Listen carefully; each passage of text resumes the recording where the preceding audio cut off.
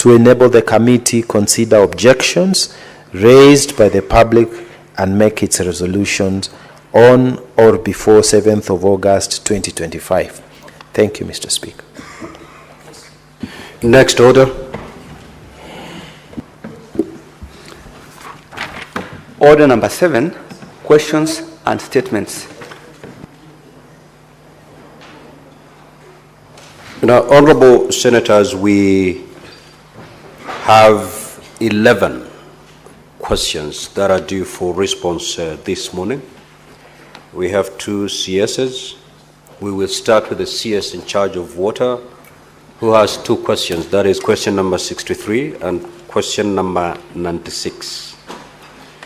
Now, we need to agree on how we are going to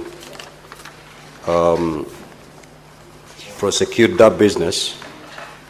We only have up to 1 p.m. to get the response and interrogate the responses from the 2 CSs. And therefore, I will be allocating time to each of these questions. So each question will be given a maximum of 15 minutes. So after the expiry of 15 minutes, we will move to the next question so that we cover all the 11 questions. I'm informed that the CS in charge of water is already in the chamber. Clerk, can you confirm that? Thank you. Honorable CS, welcome to the Senate once again.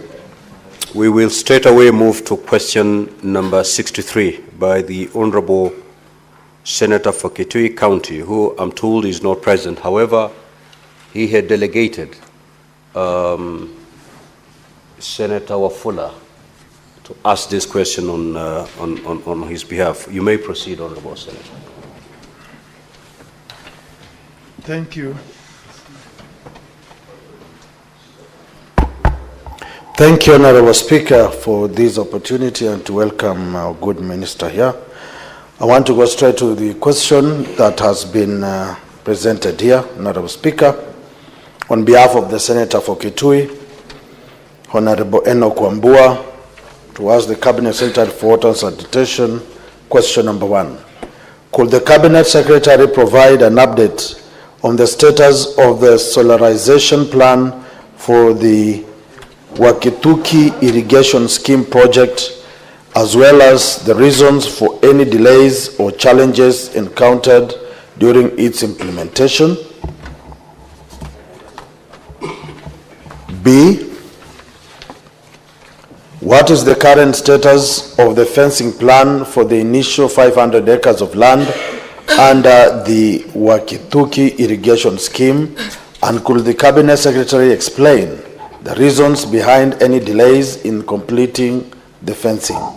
C, could the Cabinet Secretary elaborate on the overall progress of the Wakituki Irrigation Scheme and outline the specific measures being taken to ensure the project becomes fully operational without any further delay? Thank you, Honorable Speaker. Now, Honorable CS, you may proceed to respond. However, your written response has been circulated to all honorable senators, and therefore you need not read verbatim. To save on time, you may just highlight the response that you've already filed. You may proceed.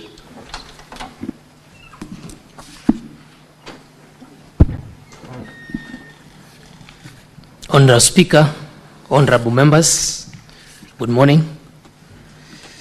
Thank you for the opportunity, Honorable Speaker, to address the House.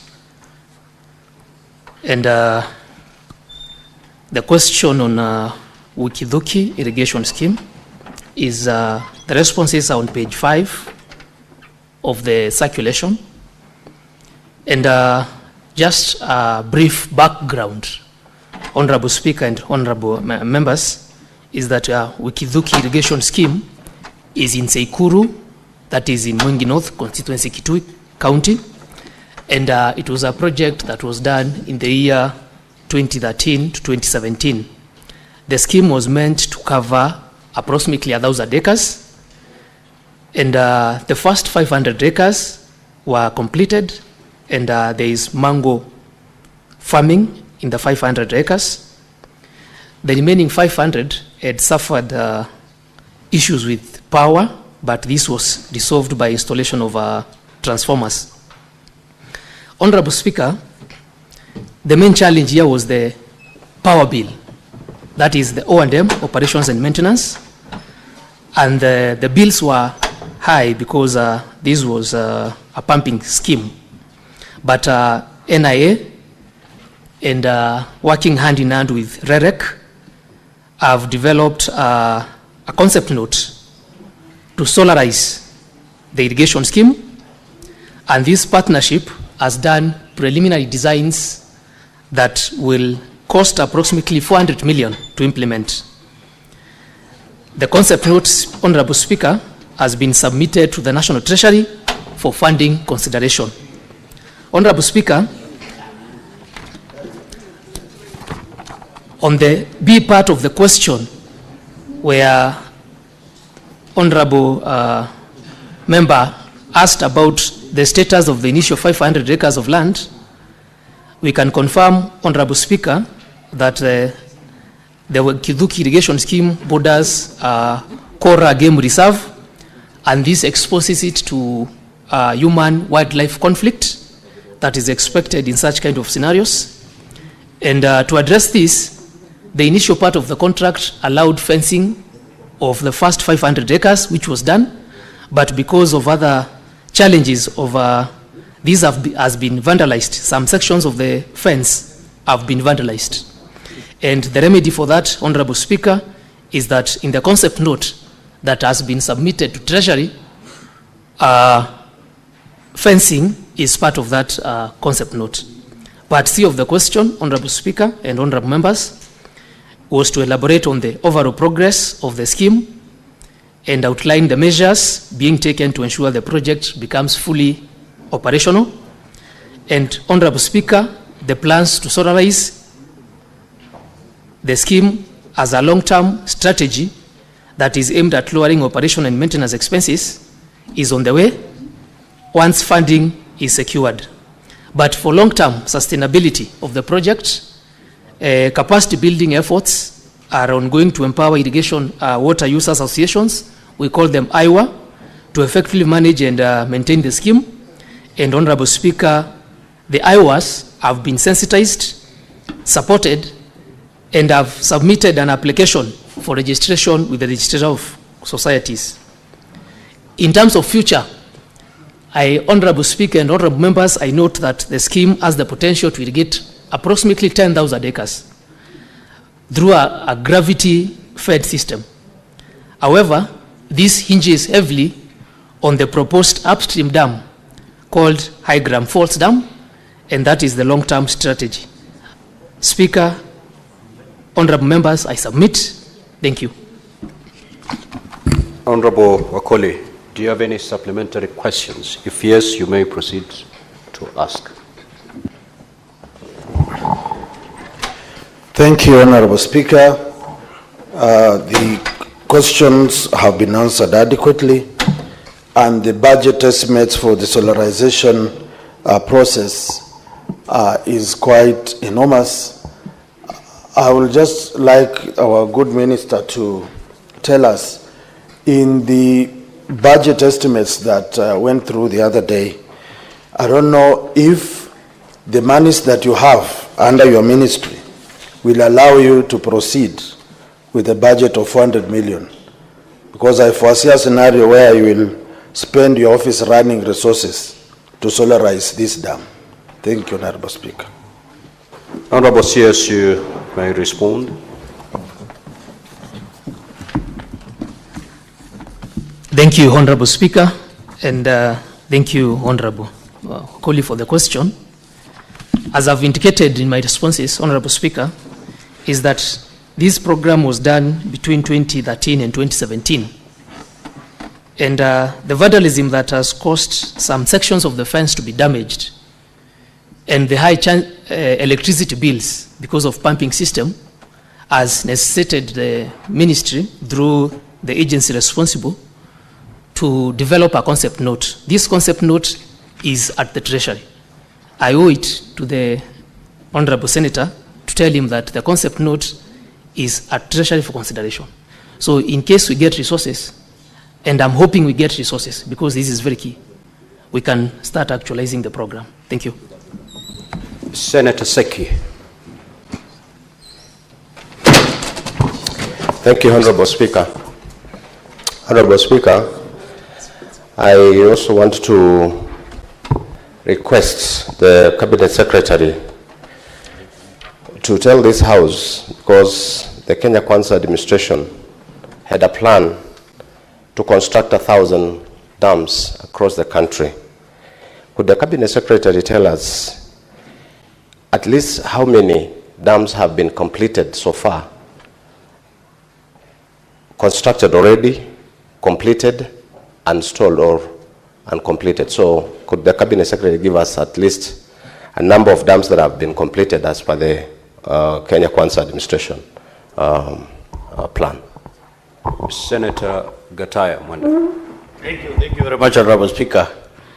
Honorable Speaker, recently the Honorable Waziri was at my county.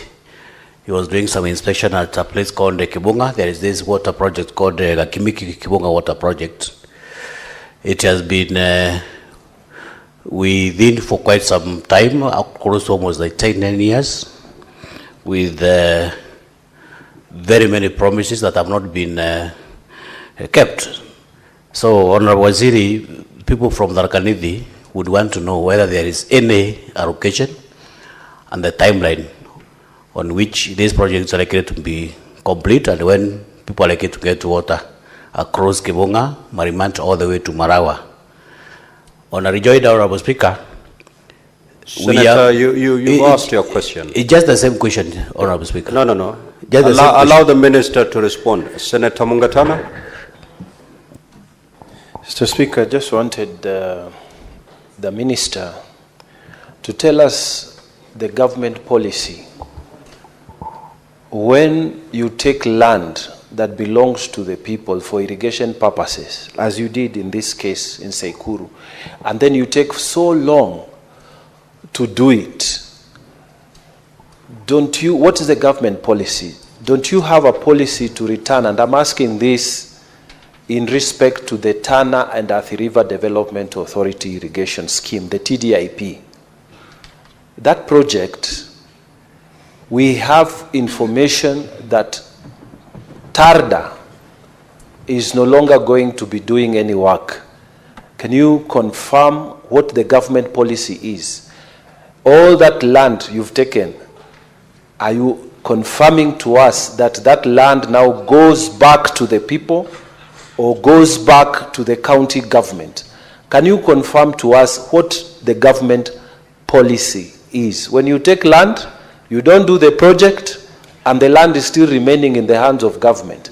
We want to have a clarity of thought, because if that land is not returned, then it becomes subject to land grabbing. I want a clarification on the processes of returning land back to the county or to the people where you've taken that land. Thank you, Mr. Speaker. Senator Kavindu. Thank you, Mr. Speaker, for this opportunity.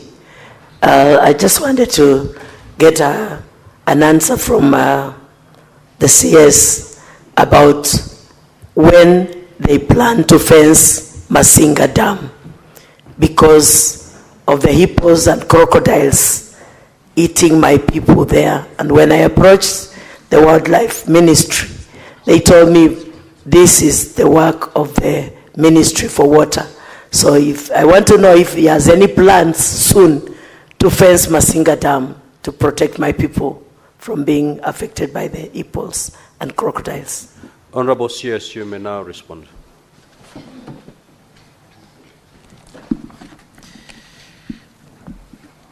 Thank you, Honorable Speaker. The first question was on the plan to do 1,000 dams to completion. And Honorable Speaker, I have to be very candid with yourself and also the House, because water infrastructure is not cheap. It is capital intensive. And when we talk about 1,000 large dams, most of them were scheduled to be implemented under public-private partnerships. And public-private partnerships means a proponent has to invest their money and recoup that money in a stipulated duration of time. Unfortunately, investments in water have not been very lucrative in public-private partnerships because our tariffs are not cost recovery. Specifically, 1 liter of water in the supermarket goes for between 50 shillings and maybe 100 shillings. Honorable CS, the question was very direct. Yes. How many dams have been completed so far? Say either 2, 10, then you move to the next question. Okay. We have some ongoing, Honorable Speaker, especially the large dams. We have Mwache ongoing, we have Dwake ongoing, we have Uma ongoing, and these are some of them are suffering from financial challenges. So the answer to that is for large dams, we have not completed any of them. Small dams, I can provide a list, Honorable Speaker, so that I give a conclusive answer. Yes, yes. The question on Kakimiki Water Project. Kakimiki Water Project is meant to serve the areas of Marimanti all the way to in Tharaka constituency. And this project was complete 10 years ago, but the pipelines were on people's property. So the non-revenue water was very high. The program we have now, Honorable Speaker, and this is questioned by Honorable Gataya, is first of all to align the pipelines to public will-lives to reduce the non-revenue water. That program is ongoing, and I was there the other week, and we are looking forward to complete it in a year's time. The question by Honorable Mugatana on government policy on acquisition of land. Honorable Mugatana, Tarda is government land. And government land, if I understood you correctly, that means it is owned by the government. So I don't foresee the need for compensation. But you asked about the policy. The policy is whenever the ministry acquires land from private parcels of land, we go through the normal process of National Land Commission, where there is evaluation and then there is compensation. That is the government policy. The question by Senator Kavindu, fencing of Masinga Dam. Masinga Dam is under the Ministry of Energy. And it is unfortunate for this. Thank you. Now, honorable senators, the 15 minutes allocated to these questions have lapsed. We will therefore move to the next question. Senator Kavindu, you have just been informed by the CS that Masinga Dam that is the question that has been answered. That Masinga Dam is under the Ministry of Energy. That is the response you've been given. How you treat that response, you know exactly how to go about it. So let us move to question number 96 by the Senator for Embu County, Senator Alexander Mundegi.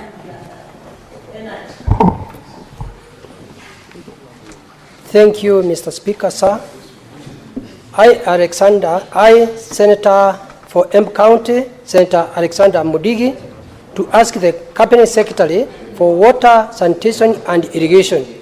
A. What has occasioned the delay in commencement of the construction of Kamomo, Dhosi, and Dhambana dams in Embu County, and could be the cabinet secretary outline the occasions taken by the government to resolve the issues? B, could the cabinet secretary also outline the measures in place to fast track implementation of these dam construction projects and provide timelines for completion of each dam?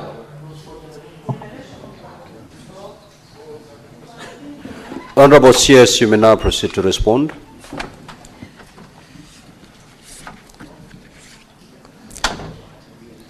Honorable Speaker, in response to the question by Honorable Mudigi, Kamumu Dam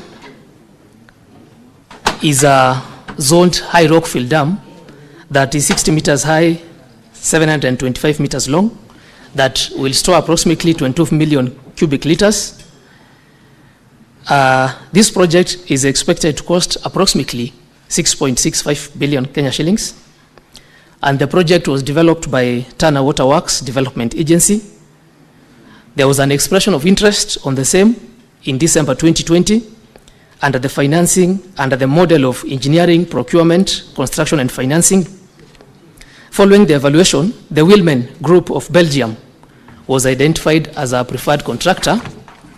However, Honorable Speaker and Honorable Members, the project could not commence due to the high cost of financing proposed by the contractor. There were issues with land and well leave acquisition that still remains incomplete according to the RAP, which is the Settlement Action Plan. In the meantime, feasibility study updates are underway and engagements with key stakeholders, including National Land Commission, are ongoing to unlock land-related bottlenecks. And the project is part of the some projects on the pipeline for under PPP framework.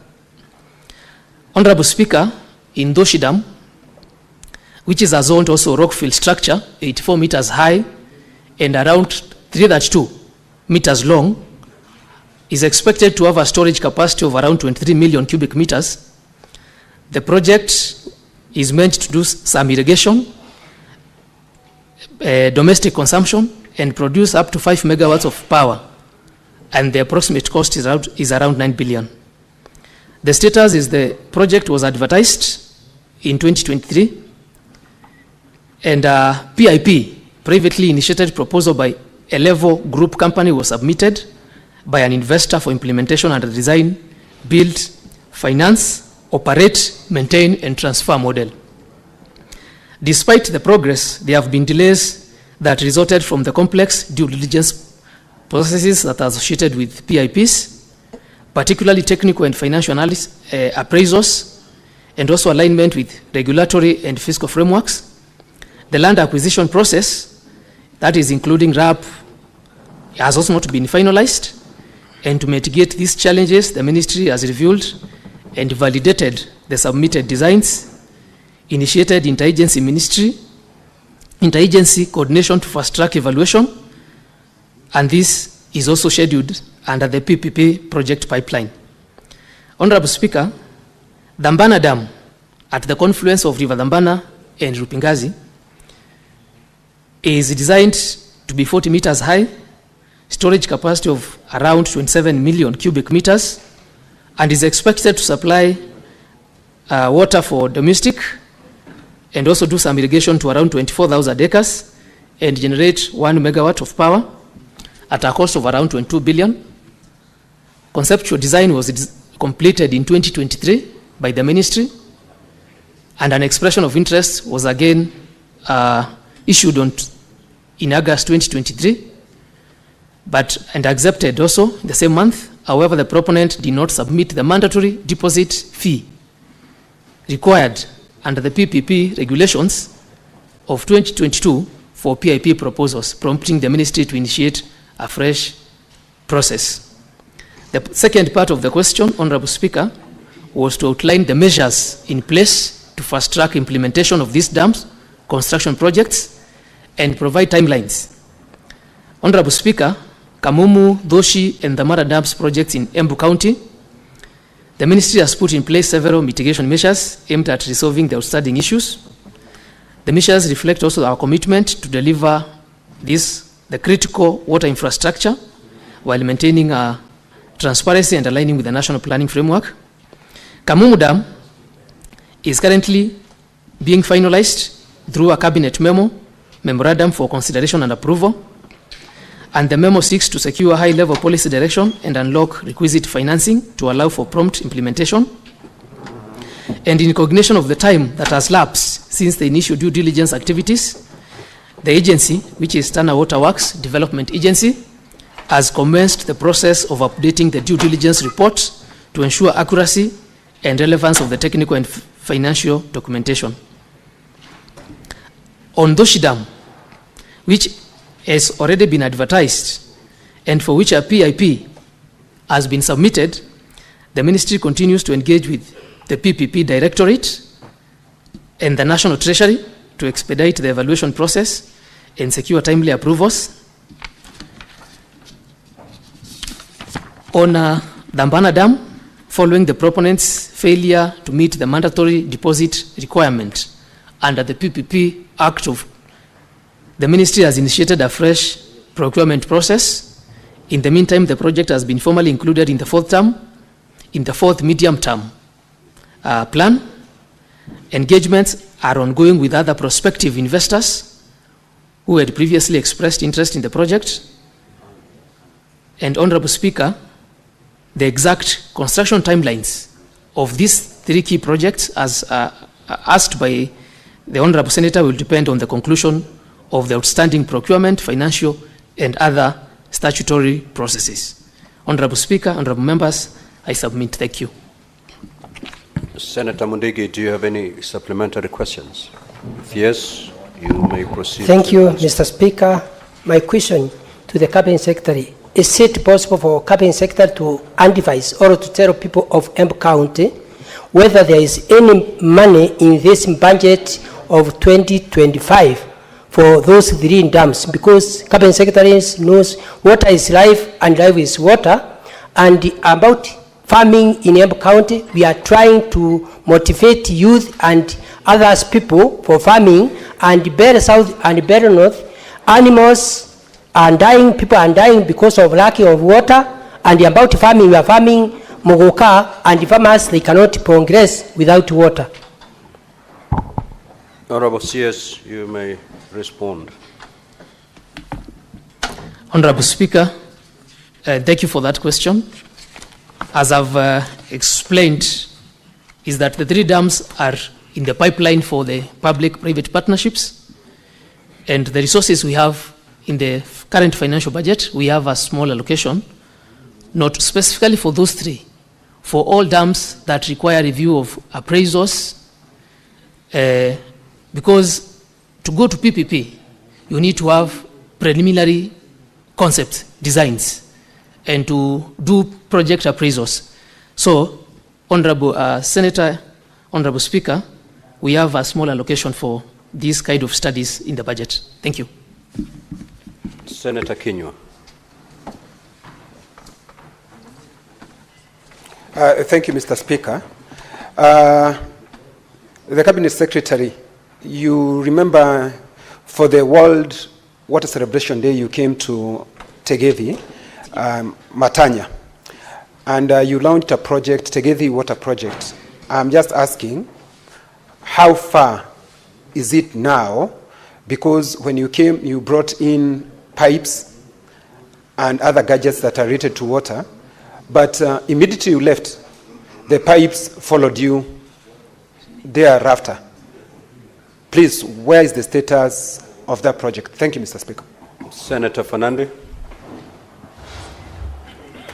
Thank you, Mr. Speaker, sir. Mine is to find out the status of the construction. I know the design and of Keben Dam is to find out what is the status of the Keben Dam in Nandi sub-county, because we have waited too long, Mr. Speaker, for that project to take off, and whether there is availability of funds to construction and completion of Keben Dam in Nandi sub-county, Nandi County. I thank you, Mr. Speaker, sir. Senator Chute.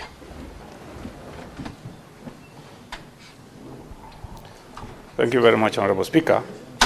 Honorable Speaker, the CS was talking about concept note and also availability of funds. Honorable Speaker, the government, the Kenya Kwanza government promised 1,000 dams. And so far, I want to ask the CS, out of the 3 dams,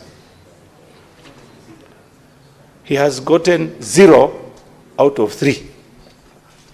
So that means even achieving the 1,000, it is going to be 0 out of 1,000. My question is, there is a sewer line in Marsabit, not completed up to today. I want to ask the CS, because you have already 0 out of 3. If I add Marsabit, it's going to be 0 out of 4. When are you going to complete that irrigation system in Marsabit town? And when are you going to visit Marsabit to tell the people of Marsabit when this project will be complete? Thank you very much, Honorable Speaker. Senator for Kilifi County, the Honorable Majaya.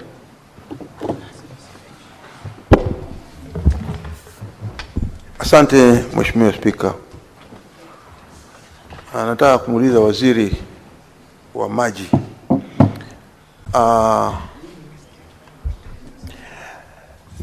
Ni lini lile bwawa lililoko katika eneo bunge la Ganze linaitwa Rare Dam, ni lini lile bwawa litamalizwa kujengwa, na vile vile ili bwawa hilo liweze kusaidia wananchi walioko ndani ya Ganze constituency na Kilifi kwa ujumla? Kwa sababu wanawaziri, ni kama vile wanavyoelewa kwamba nyakati fulani rais wa Jamhuri ya Kenya Mheshimiwa William Ruto alikuwa maeneo bunge ya Ganze na akaenda katika ile eneo la huko Rare, mwenyewe akaliona na akaahidi ya kwamba hili bwawa la maji la Rare Dam litaweza kumalizwa ili kuweza kumaliza ukame ndani ya eneo bunge la Ganze. Ni lini mnapofikiria kwamba wewe kama waziri wa maji utaweza kufanya hiyo kazi ambayo rais mwenyewe aliweza kuahidi watu wa Ganze katika Kilifi County? Asante. Senator Kisang. Thank you, Honorable Speaker. Honorable Speaker, mine is to the CS. I wanted to know the status of rehabilitation of Singore Dam, which is supposed to benefit the community and also Singore Girls High School. Senator Manzo. Thank you, Mr. Speaker. At the B, the Cabinet Secretary has talked about PPPs, and I want to ask him, what's the success rate of these PPPs, and have you done any? What's the statistics? Have you done any successfully? Have you gotten any investor interested to work with your ministry to make sure that these dams succeed? Thank you, Mr. Speaker. Honorable CS, you may proceed to respond. Before you respond, let's take just one question from Senator Kavindu. You may proceed, Honorable Senator.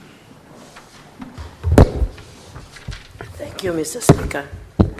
I just wanted to know from the CS about Maruba Dam, where it is, and if there is any allocation this year, this financial year, to complete the work in Maruba Dam, which is very key in Machakos County, and especially Machakos Town, and Yatta Canal, Yatta Dam and Yatta Canal. What is the status? When is the completion of these 3 dams? Thank you, Mr. Speaker. Honorable CS, you may now respond.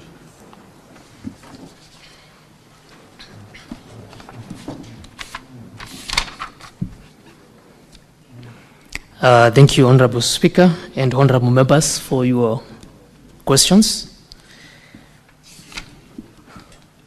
There was a question on Tigivi water project. I am aware of that project. If the Senator can allow me, Honorable Speaker, to give you a detailed status on that, I would really appreciate, because I know the finer details is required, especially on that kind of a small project of water supply. Please. The question by Senator Cheregei on Kebendam. Senator Cheregei, Kebendam is a key project in Nandi, and we have already advertised this dam under EPCF. Evaluation is ongoing. We already have a consultant who is doing this, and this is in the progress of taking shape. EPCF projects take time, especially in evaluation and procurement. There's a question by Honorable Chuchi on the 1,000 dams. And this is what I've explained, that the speed which we expected the uptake of PPPs in water, this also couples with the question from Honorable Manzo, has not taken off. However, we have done a diagnostic analysis on how to make water projects, especially high-intensive, capital-intensive infrastructure, feasible to the ministry. And this has been a challenge that we are working to resolve. Because, as I said, our cost recovery tariffs are not in place. The question on Masabit sewerage, I know that is ongoing and it has taken time, and that you're right. Allow me to give a detailed brief on the status of this. There's a question on Rare in Ganze. Ganze, I know the challenges we have of water in Kilifi County specifically, and this also couples up with the, because we share a common water resource from Baricho that comes to Kilifi, it also goes to Mombasa. This challenge will be resolved apart from doing the Rare small dam. When we complete the master plan in Mombasa of Moache, so that we stop the water that comes from Baricho at Kilifi, so that it is shared in Kilifi, Malindi, and Mtwapa. So, on Rare, I can give you a detailed brief exactly on the same. There is a question on that has really come to the attention of the ministry, and this has come more often to the ministry, on Maruba Dam, which is in Machakos. Maruba Dam is one of our national urban programs that we are running as a ministry, and the infrastructure has been done. The pending problem is land composition to the people of Maruba. And I answered that question again in this house, because we're in the process of NLC, the National Land Commission. Those are the people who evaluate and give us the amount to be paid. So the allocation we require here from the ministry is, from the government, is to start paying these people in piecemeal. Senator for Kilifi, you do not rise on a point of order again as the CS. So allow the CS to conclude. I will give directives on the issue you've raised about Rare. Proceed, Honorable CS.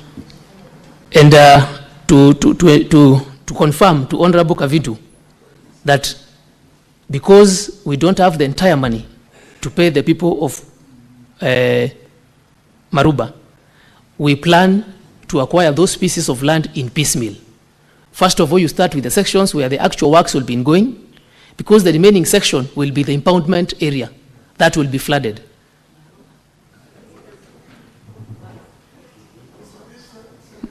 Maruba and Muongoni, I am well aware of Maruba and Muongoni dams. So Maruba is already in existence. I am tying the two together, Senator. Honorable Senators, allow the CS to respond. allow the CS to respond. Yes, respond to the questions. Honorable Senator, when I'm speaking, you yield. You're out of order, Senator Kavindu. You're totally out of order. Honorable Speaker, the issue of Maruba and the issue of Mongoni Dam are in the same vicinity. The water supply in Machakos right now is fed by Maruba Dam. Maruba Dam is, as we speak, is complete and in use. As we speak right now, it is complete and in use. So please, Honorable Speaker, Maruba Dam, as we speak, is complete and in use. The issue of Yatta is another dam under the PPP pipeline that I've already explained to the House. The question by Honorable Kipsang, especially on Singor Dam. Singor Dam is under? Singor.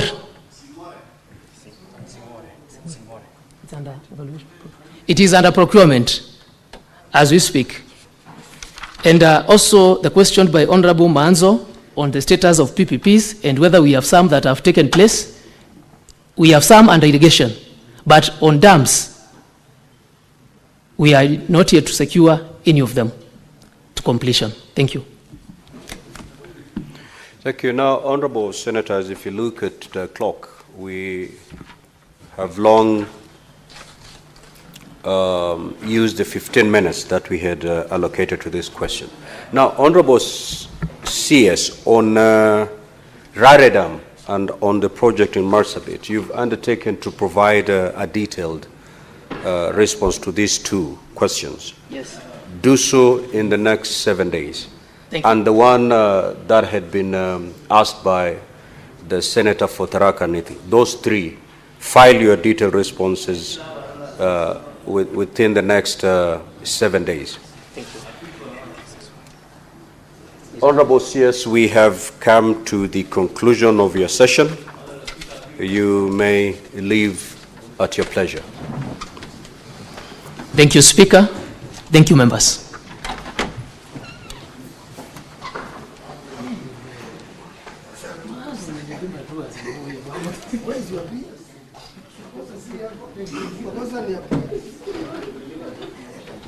Now, Honorable Senators, as we usher in the CS in charge of roads and transport, allow me to make this communication. I would like to acknowledge the presence in the public gallery this morning of visiting teachers and students from Thanze High School in Machakos County. The delegation comprises 1 teacher and 55 students who are in the Senate for a one-day academic exposition.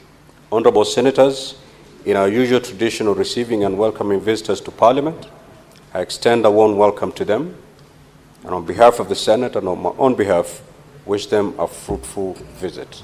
I will request the Senator for Machakos County under 1 minute to extend a word of welcome.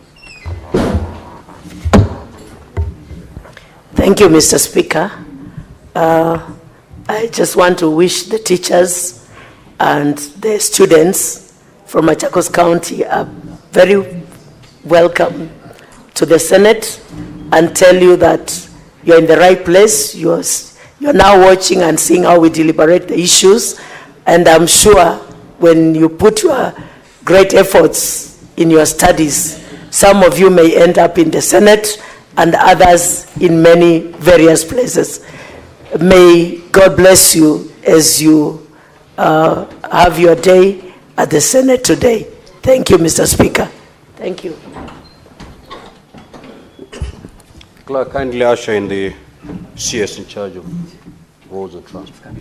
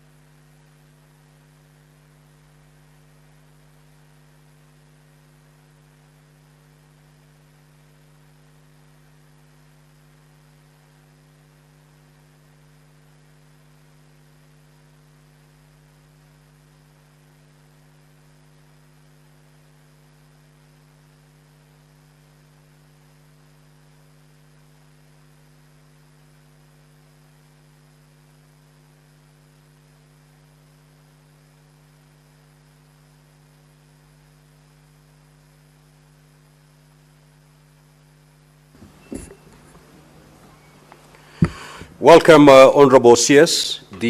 You have 9 questions to respond to this morning, and therefore this is my guidance as far as time management is concerned. We are going to spend not more than 15 minutes per question so that we cover all the 9 questions before 1 p.m. The first question is question number 69 by the Honorable Senator from Murang'a County, Senator John Yutu. You may now proceed to ask the question. Thank you, Honorable Speaker. My questions to the CS is A, why does the Kenya National Highways Authority, KENHA, use privately owned motor vehicles for patrol on highways? B, who owns these patrol vehicles and how are their services procured? And C, what plans does KENHA have to acquire its own patrol vehicles like other state corporations? Thank you, Mr. Speaker. Honorable CS, you may proceed to respond.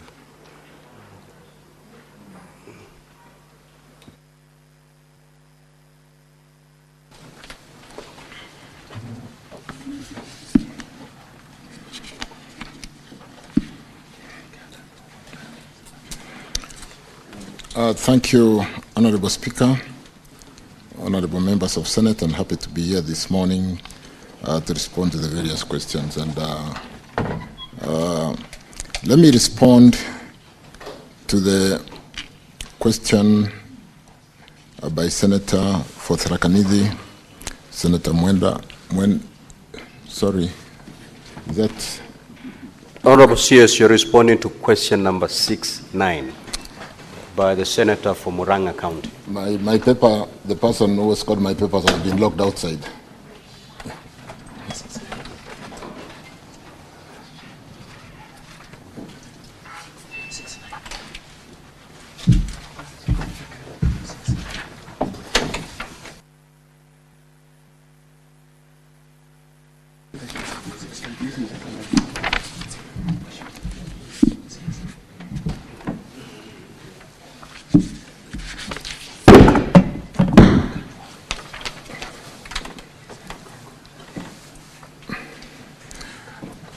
Sorry about that, Honorable Speaker, Honorable Joe Nyoto, member, Senator from Murang'a County. And let me straight away go to the answer to the question on Kenya and the specific question. Why does Kenya National Highways Authority use privately owned vehicles for patrol on highways? Who owns these patrol vehicles? And what plans does Kenya have to acquire its own patrol vehicles like other state corporations? Mr. Speaker, sir, I beg to respond. The Kenya National Highways Authority, Kenya, utilizes privately owned motor vehicles as it outsources road maintenance works through performance-based contracts. Under these contracts, Honorable Speaker, members, particularly on critical roads such as Thika Road and the Nairobi Southern Bypass, the scope includes regular road patrols to monitor compliance with traffic regulations, rapid response to include to incidences and breakdowns, protection of road infrastructure including street lighting and guardrails, immediate assistance on motorists in distress. The arrangements, Honorable Members, Speaker, ensures efficient maintenance while enhancing overall road safety.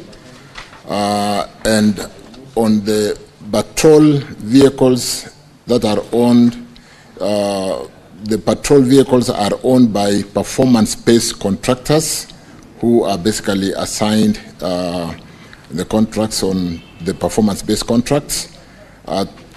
In terms of maintenance contractors who are competitively procured in compliance with the Public Procurement and Assets Disposal Act 2015 through the open tender method. Honorable members, on the final question, the authority does not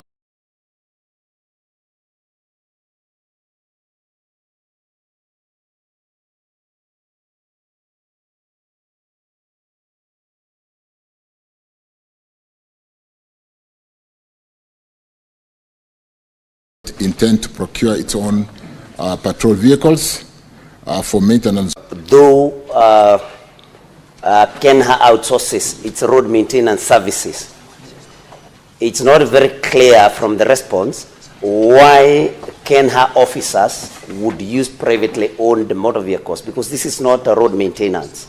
So, and was there any cost-benefit analysis done before this particular decision was made? Because, of course, government needs to save resources. Are we saving by using privately owned motor vehicles? Because my understanding is that there's a difference between road maintenance and patrol. The question, Honorable CS, was about the patrol vehicles. Because again, you realize that if sometimes motorists do not even know who is stopping them, because these are privately owned motor vehicles. So I think we may need to see clarity on that. And I think that is the only question that I have. And it also touches on your response on C. Because we need to know, is the cost-benefit analysis, has it shown that we are better off, we'll save state resources through privately owned motor vehicles and not motor vehicles owned by the corporation? Thank you, Mr. Speaker. Honorable CS.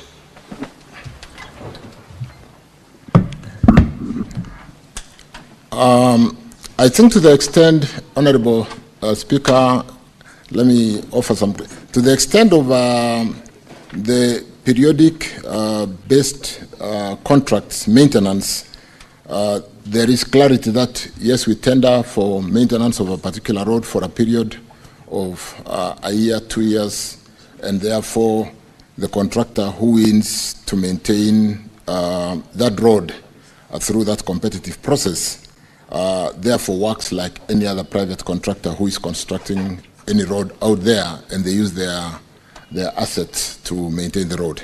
To the extent of the Kenya staff inspecting the road and using their vehicle, that is an area where we need to get clarity, because Honorable Nyoto then would have a point to the extent that yes, we should be inspecting the roads using Kenya vehicles, and yes, we have Kenya vehicles to maintain the vehicles, to maintain the roads, or to inspect the roads for that matter.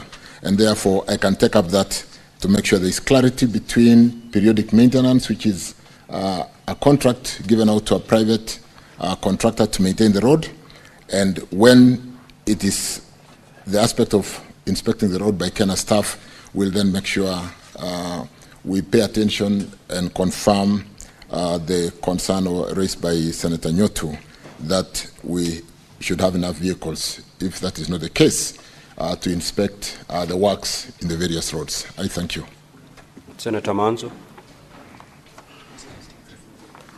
Yes, does it not have a security bearing, and Mr. CS, is it not better for you to work in conjunction with the police if you have to utilize private hired vehicles, and is it not a collusion between yourselves and the private people so that they can make money out of Kenya? Honorable CS, you may respond. I think we just, what I did indicate, Honorable Speaker, Honorable Members, to the extent of a periodic maintenance contract, is a private contract like any contractor. You don't expect them to use Kenya vehicles. But to the extent of supervising and inspecting the works on the various roads, the Kenya staff does not in any way come in contact with the road users to the extent of really wanting to be discreet, because they would just be inspecting the works done by the periodic maintenance contractor. So if there has been a case where our staff in Kenya are not properly facilitated with their vehicles, that is a case which I said I will take it up, but it shouldn't really be a problem inspecting roads using Kenya's assets or using Kenya's vehicles, and I undertake to follow up that, Honorable Speaker, Honorable Nyoto. But to the extent of clarity, the maintenance, periodic maintenance contract is a private contract which is done by the contractor who wins the maintenance contract for particular roads. But the concern raised by the Speaker, by Honorable Nyotu, I'll take up to the extent that there's a claim of lack of proper facilitation and staff could be inspecting the roads using their private vehicles. I thank you. Honorable Senators, we'll now move to question number 70 by the Senator for Kilifi and the Minority Leader, the Honorable Stewart Mazayo. Honorable Senator, you may proceed to ask your question. Thank you, Mr. Speaker. Mr. Speaker, I would like to ask my friend, the Minister for Roads,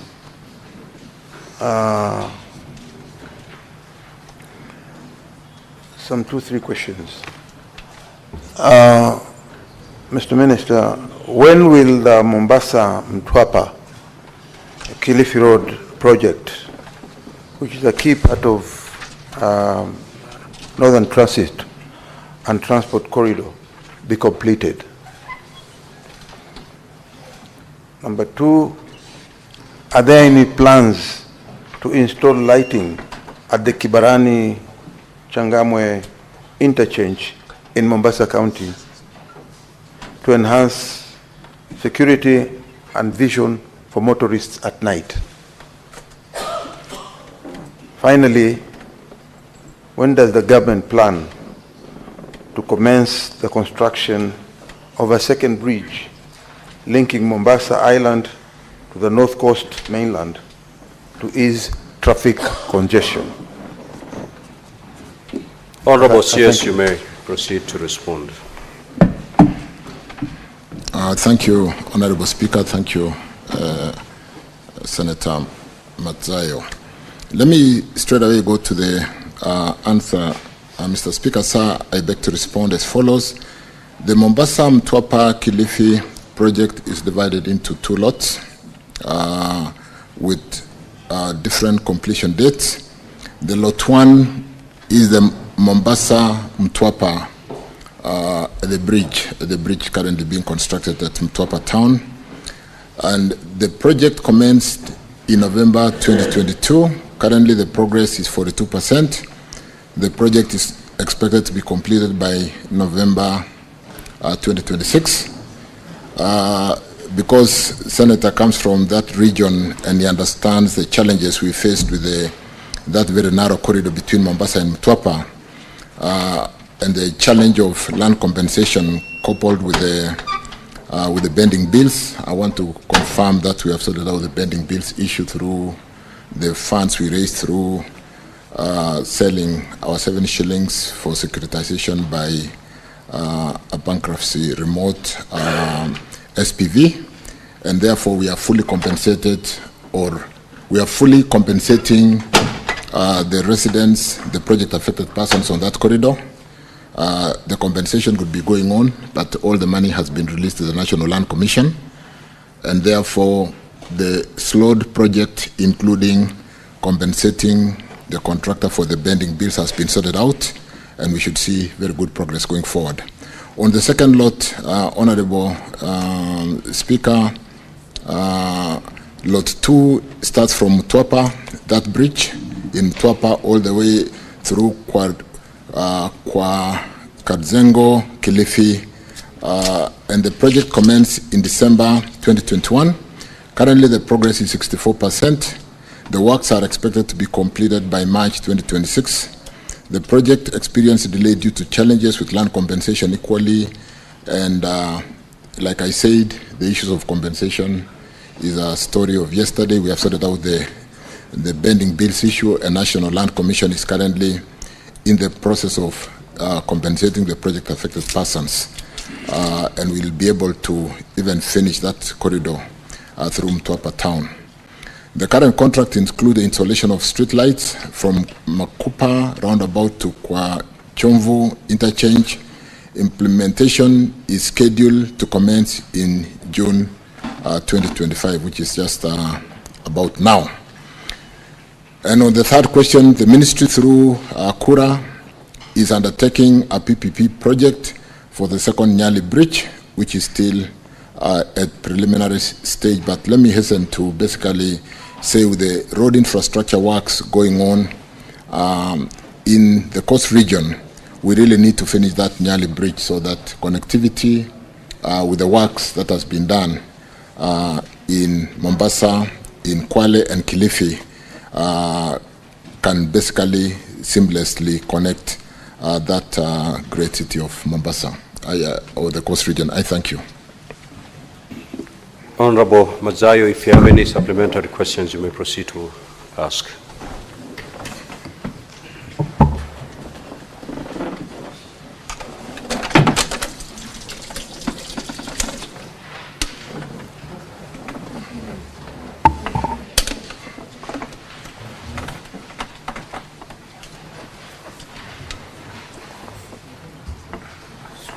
I think I'm okay.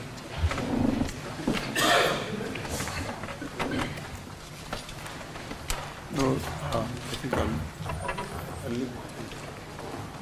I think Senator Mazayo, do you have any supplementary question to ask? I felt I haven't organized myself. Okay, organize yourself as I give opportunity to your colleagues. We'll come back to you. Senator Faki. Asante Mheshimiwa Spika kwa kunipa fursa hii. Mheshimiwa Spika, kwa sababu za ujenzi wa barabara ya Mombasa Malindi, maeneo ya kutoka Kengeleni mpaka Mtwapa, kumekuwa na msongamano sana katika barabara hiyo. Hivyo basi magari mengi yanapita na Links Road kupitia Nyali ndio yatokee Bamburi Nyali Center yakielekea Kilifi na Malindi. Mheshimiwa Spika, barabara hii katika maeneo ya Quickmart imekuwa donda sugu kwa wakazi wa Mombasa na wakazi wa Kilifi. Kuna vidimbwi vya maji pale ambavyo kila kukinyesha inakuwa ni vigumu magari kuweza kupita. Hivyo basi utapata mara nyingine msongamano katika Links Road mpaka maeneo ya Shell petrol station. Mheshimiwa Spika, hili tatizo litaondoka lini? Kwa sababu tumeona kura wanakuja na mikutano mara leo wanafanya ushiriki wa umma, public participation, kesho wanakuja wanalaumu kaunti ya Mombasa, kesho kutwa wanasema ni wawekezaji ambao wamejenga kando ya barabara ambao wanasababisha msongamano ule na maji kutokwenda.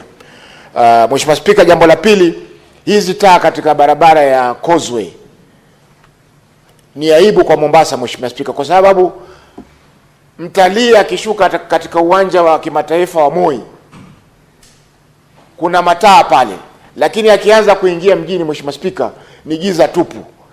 Wale wakatalii wa mara ya kwanza ambao wanaingia Mombasa Mheshimiwa Spika, wakiingia pale wanajiuliza, je, tuenda kwenye mji ama tuenda kwenye msitu? Asante Mheshimiwa Spika. Senator Manzo.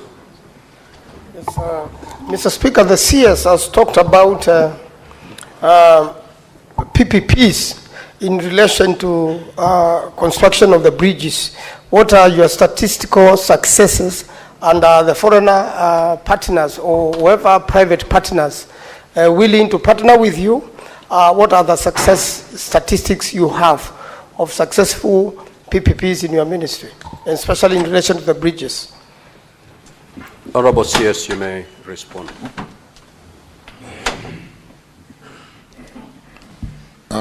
Let me beg to answer Senator Faki's question in English. Ndio nisichanganye sana. The congestion that is currently experienced around Quickmart, around Bamburi area, Senator Faki, on that road was exacerbated by the fact that we were unable to call the shots on the contractors because we owed them so much money. We have now paid them and we are calling the shots. I have visited the road severally, including when the president went to inspect that road, to the extent that just around Bamburi nature trail there, the corridor has been very congested, and to the extent that the slip roads could not even be done because we needed to compensate for the corridor to move the wall out after compensating the project affected for Eastmen, project affected persons by Eastmen. Having compensated the contractors, you will not see that going forward. We've had meetings with the contractors. I've just come from a meeting this morning, and we will easen the traffic. We will accelerate the construction and finish that road very quickly. There is no reason why the Mtwapa to the lower part towards Kilifi is basically complete, except for the Mtwapa bridge and the corridor around there, the small section that has not been tarmacked. There is no reason why Mombasa to Mtwapa is not catching up, and I want to promise that we will accelerate and catch up, address the issues of congestion, having money to compensate for the land or project affected person. We will now be able to open the corridor and have the slip roads to function so there is no congestion. Because we were constructing on a corridor with no additional space because we had not paid the project affected persons. But with the money now being available, I want to assure this House that that will be a problem of the past, and you'll see us calling more shots to make sure the contractors do what is right. Now that we have paid what is due to them, and we expect them to basically be facilitative so that those traffic congestions we have witnessed are eradicated, but also bring the project completion much sooner than was expected with the delays due to non-payment because of pending bills. On the causeway, I was in a meeting not very long ago between the contractor Victoria Construction Company, who is on that section, with the governor from Mombasa, Abdul Swamad, and we need, the lights were pulled down when the construction started. And with the construction being completed now, with that bridge at Kwachomvu, which will finish in the next maybe 1 month, 2 months, let me promise 2 months. The bridge which was hanging there around Synergy, because we were also unable to compensate Synergy to give us space to finish the bridge. So the bridge was built going up, and the dropping side had been hanging there for 5 years. That bridge is being built and it's being now completed, and the lights are in a progression of being restored with the completion of that road, so that when the clients arrive at Mombasa Airport, we don't have them getting into that darkness that has been experienced over the long delayed construction.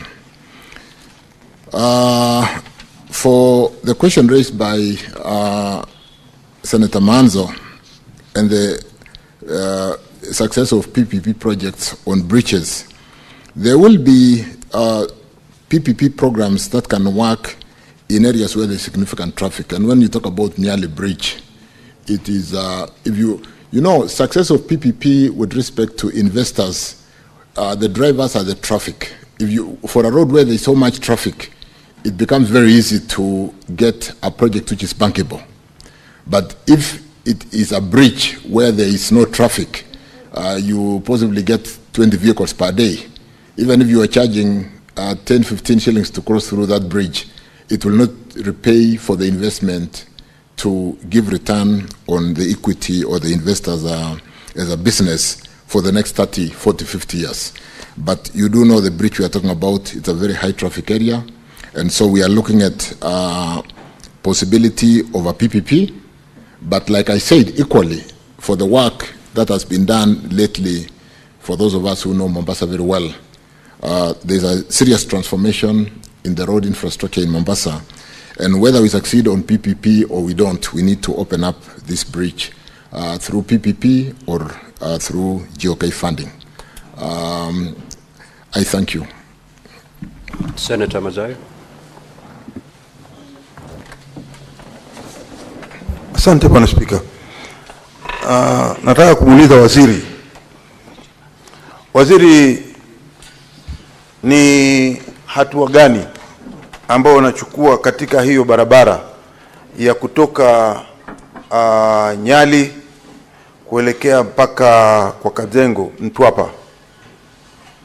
Ni hatua gani unachukua ili kurekebisha, kuona ya kwamba magari ya wananchi yanayopita pale juu ya ile barabara hayaharibiki, kwa sababu ile barabara ni mbovu sana.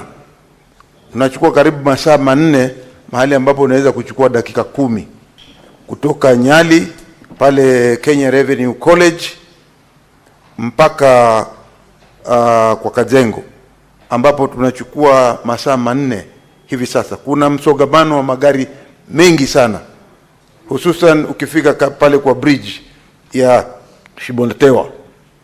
Ile bridge hivi sasa ni kama kuna hatari kubwa inaweza kutokea, kwa sababu wengine wanasema imeanza nyufa, haipitiki vizuri, na pia vile vile imejaa na imeharibika zaidi.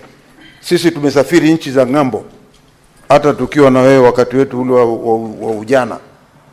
Unajua barabara kama inatengezwa kule China, ni lazima kuwe na side road, ile barabara ya kando ambayo inasaidia ile barabara ambayo inajengwa. Hawa wanatutengezea hizi barabara. Je, wizara yako inachukua hatua gani hivi sasa kuona ya kwamba zile barabara zinatengezwa kando ya barabara ile ambayo inatengenezwa na pande zote mbili, ili wanaokuja kutoka Mtwapa kuenda pande za Mombasa ama kutoka Mombasa kuenda pande za Kilifi? Ni hatua gani wizara yako imechukua kueleza hawa watu wanaotengeza zile barabara kwamba kunahitajika kutengeza barabara za kando kama vile wanavyotengeza kule China ama kule wanakotengeza hao watengezaji barabara? Magari yanaendelea kuharibika sana. Honorable CS. Allow me again to respond in English, Speaker, kwamba the Mtwapa Bridge, which I touched on, which is in the second portion of this particular corridor, is ongoing. It's a very long bridge of about 150 meters.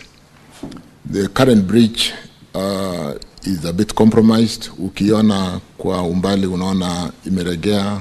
There's a problem. I know what the senator is talking about. I've been there a few times. And like I said, Honorable Speaker, members, we have compensated the contractor on that road for bending bills. We have compensated the land affected persons, the project affected person within Mtwapa town, so that we are now able to connect the second section which is complete to the Mombasa side over the bit of compromise bridge. But I am confirming, Honorable Speaker, Honorable members, that we are accelerating the completion of this bridge. Now that we've got financing on this particular road, we've paid for project affected persons on that corridor about 2 billion, which is currently in progress. We've released the full funding to the National Land Commission, and compensation is going on as we speak. Shida ni kwamba when a project takes too long, you try to compensate, you find that the people who were initially in the list, there's succession issues and so on and so forth. But the full funding as we speak now is with National Land Commission, and the contractor knows that that challenge has been basically removed. Like I said, we have also compensated the contractor to work to the extent of 40%. The challenge, so to the extent of really accelerating the project, we want to quickly finish that particular corridor and ensure that road is motorable and the vehicles are not getting spoiled in that difficult section that Mheshimiwa Manso talked about. With respect to the service roads, sometimes as a developing economy, it becomes very difficult to buy land from land users, possibly demolish houses which have been built very close to the road to build a service road. So it's a case of really economics. Do we compensate to build temporary roads while we are building the roads? Where there is a corridor, yes. Where there is no corridor, it becomes a bit of a challenge. But allow me, for the programs running in Mombasa with the expedited payments or the eastern payments, to accelerate the connector between the Mombasa side and the Kilifi side through this Mtwapa bridge very quickly. and ensure that we do remove that challenge in a very short time. Because the challenge for a long time was the bending bills and the very slow work that was whatever. With respect to slip roads, which have also been designed, and I will seek to have possibly a more closer meeting with the senator to show him the design. There are slip roads around through Mtwapa town. What we have done now is just to compensate for the inner corridor to move waugazaji, the wafanyabiashara wadogo, so that we can build the main corridor. But there are slip roads, and because we now have money, we are compensating and we'll have slip roads through the town. The challenge was, because we were not able to compensate them, you would not actually know that they are slip roads. But when you see the designs, we've designed with slip roads, rather service roads along the main corridor. So we've compensated earlier on through exchequer release some 73 million shillings to get access to build the main corridor. The slip roads, we've now gotten money and we are compensating to do the service roads, which are parallel to the main road. And you will see that, and I can spend some time with Senator Manzo to show him the design, the fact that we have compensated for the main artery, and we are now compensating for the service roads through the town. I thank you. Senator Faki, you certainly cannot raise on a point of order again in this years. What is your intervention? My first part of the question was not answered. The problem is on the Links Road, where we have a pool of water next to the Quick Mart supermarket, directly on the road. And even if you go there right now, you will see that pool is still subsisting. And I remember during the month of May, if I'm not mistaken, there was a public participation done by Kura, where they started a blame game between them and the county government of Mombasa. A lady has lost her eyesight on that road because she was traveling in a tuk-tuk, and as a result of hitting a pothole, something hit her eye, and now she's partly blind. So it's a serious problem, Bwana CS. I know you said you have been there, but motorists, those who are going to Kilifi, those who are coming to Mombasa, have that problem every day. Every day we encounter that problem. Even those who are now residing in Nyali are thinking of relocating, because every day in the morning there's a traffic jam, in the evening up to sometimes 9 p.m. Thank you. Sorry about that. I now understand where Senator Faki, I thought we were talking about the Mtwapa-Kilifi road. This is the Nyali bypass to Mtwapa-Kilifi road, or Mombasa road. And I know the exact location, and in my last visit to Mombasa, this was #1 agenda with the governor, where on either side of this particular road, where there's a kind of depression, there are developments on both sides. There's a hospital on one side, they've built a wall, and there's no way to drain the water on this very low section.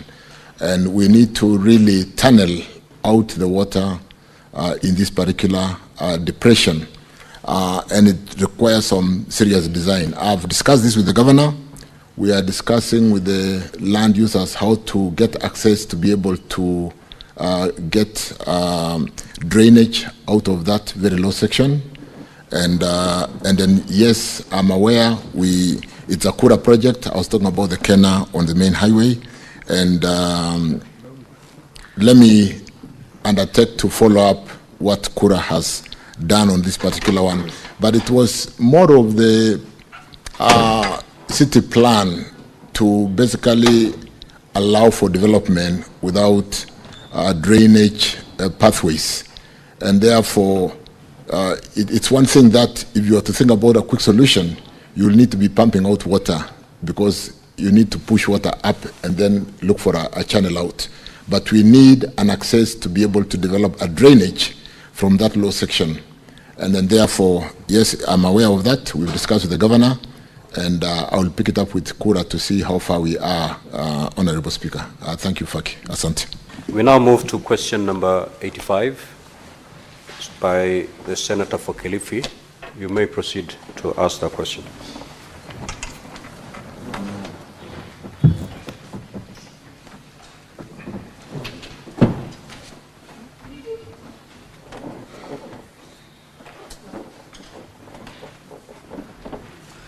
Senator Mazayo, question number 85 is yours. Yes, that's right.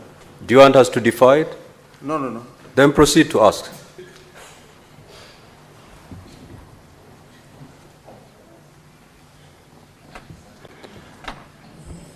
Bwana Waziri, na imani ya kwamba unaelewa vile nitakavyokuuliza maswali haya, hususan ni kwamba yanahusu Kilifi County.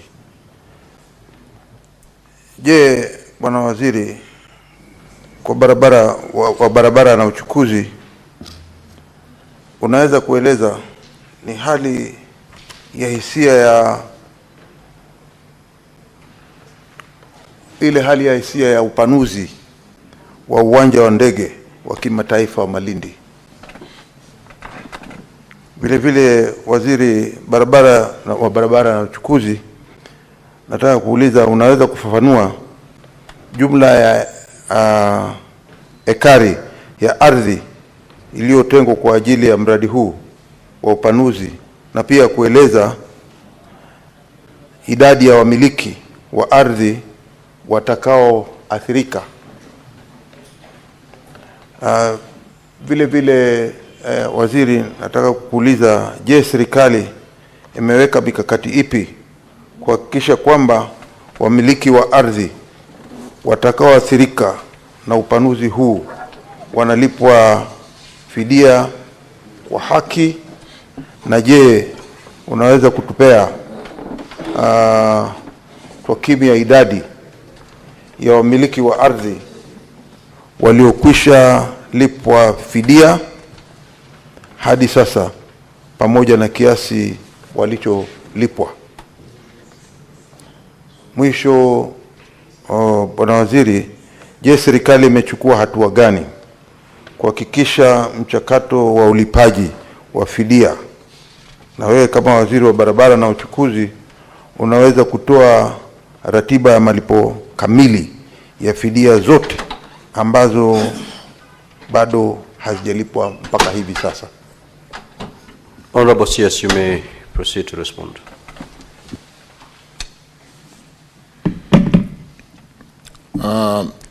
Thank you, Honorable Speaker.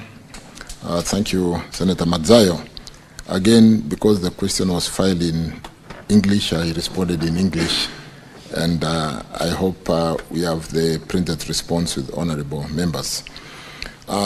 Honorable Speaker, I'm pleased to appraise this House on information sought regarding the status of compensation framework for the planned expansion of Malindi International Airport, communicated through our letter reference Senate 4S/4-Q/2025-051 dated 11 June 2025. The status and compensation framework for the planned expansion of Malindi International Airport, Honorable Speaker, was declared, or rather Malindi International Airport was declared an aerodrome via a gazette notice number 1161 of 8th March 1961, commonly referred to as Aerodromes Control of Obstruction Ordinance Annex 1. The gazette notice described Malindi Aerodrome as an unsurveyed area measuring approximately 231 acres. Honorable Speaker, in Speaker to secure the airport land, the government of Kenya, FIDE, a grant number CR 30280 Annex 3, granted the authority a 99-year lease with effect from 1st February 1997 through the Government Land Act Cap 280. The land measures approximately 100.6 hectares as delineated on the survey plan number 211701 of 2nd May 1997, which we have annexed as 4 to the authority. This conferred a land reference number of 10688 to Malindi International Airport. Honorable Speaker, pursuant to the proposal of the master plan for Malindi Airport, Annex 2, undertaken by an airport consultant, Sofrifia, the authority in 2017 initiated land acquisition process, phase 1 for expansion of the airport through the National Land Commission, through a Gazette Notice 3390/2017 of 2017. The acquisition process was undertaken to completion. Valuation done by National Land Commission and the project affected persons issued with awards in respect of improvements on the land and disturbance allowance to fully compensate them for that purpose. The project affected persons were compensated excluding the value of the land. The compensation amount was assessed at Kenya shillings 424,205,901 with a total of 155 project affected persons. Honorable Speaker, some of the PUBs filed an adverse possession suits before the Environment and Land Court claiming to be declared the rightful owners of the affected parcel. The cases were, however, dismissed. The PUBs and other claimants then moved to the Land Acquisition Tribunal through various appeals. Honorable Speaker, on 8th February 2024, the Tribunal issued a consent order directing the National Land Commission and KA to regazette the intention to acquire, conduct joint inspection to determine land ownership and issue awards to the project affected person. Pursuant to this court order, honorable members, the Commission regazetted intention to compulsorily acquire land for expansion of Malindi International Airport and inquiries into the claim through Gazette Notice Corrigenda number 2584 of 13 February 2025. Honorable Speaker, the inquiries into the claims were conducted over a period of 3 days between 25th March 2025 and 27th March 2025 at the DCC's office in Malindi. A total of 15 land parcels with a combined acreage of 19.8936 hectares were listed in the Gazette Notice. Honorable Speaker, pursuant to the inquiries by the National Land Commission, other issues were raised by the claimant on adverse possession occupant in good faith and historical land injustices. These matters are currently under review by the National Land Commission. Honorable Speaker, the authority is further undertaking design and land requirement assessment for Malindi Phase 2 expansion project to allow a runway expansion from 1.4 kilometers to 2.4 kilometers. This followed the setting aside of injunction imposed on Phase 2 acquisition project FIDE via a ruling delivered by the Tribunal on 10th February 2025. The land acquisition process and resettlement action for Phase 2 will be subject to budget availability, and as I end, I want to confirm that I have lately, in the last 2 months, visited this airport to address some of these challenges, met the leadership of Malindi who are on the ground, and we are paying attention to this airport because, albeit the challenges we have faced in the expansion of Malindi Airport, to the extent of suggestions as to whether we could go to Vipingo or EPZ or SEZ, the tourism industry in this area and the need to sustain the investments which are wasting away in the hotel industry because of lack of a good airport to be able to bring in big planes through expansion of this airport so that we can bring in big equipment with the tourists that favor this destination is something that the government is paying a lot of attention. And I want to confirm that this is a top priority amongst the airports that we are paying attention to be able to grow our economy, bring in more tourists into this economy, and support that hotel industry that is invested by majorly the nationals of Italy. I've met the ambassador lately in my office, and we are looking for quick ways of correcting and expanding this airport to this 2.4 kilometers. I thank you, Speaker. Thank you. Senator Mazayo, do you have any supplementary questions? Bwana Waziri,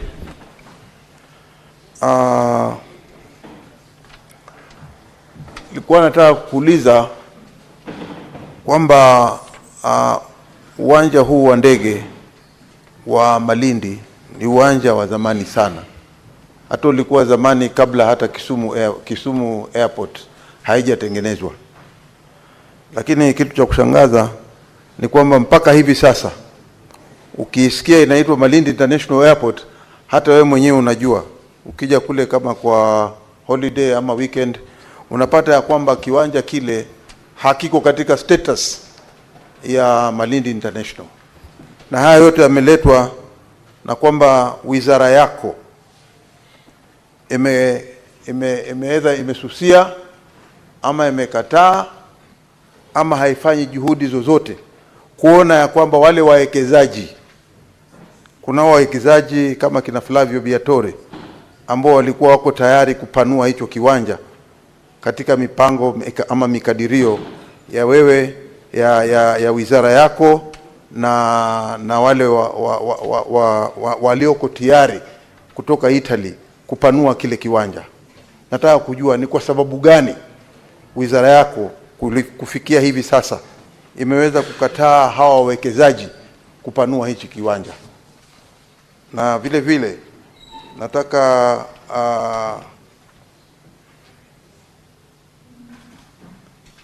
kukueleza ya kwamba hata ikiwa ni wakati wowote kuanzia hivi sasa kuna hitajika kupanuliwa kiwanja cha Malindi, wako wawekezaji ambao wamejitolea tayari, ambao wako tayari kutengeza hichi kiwanja.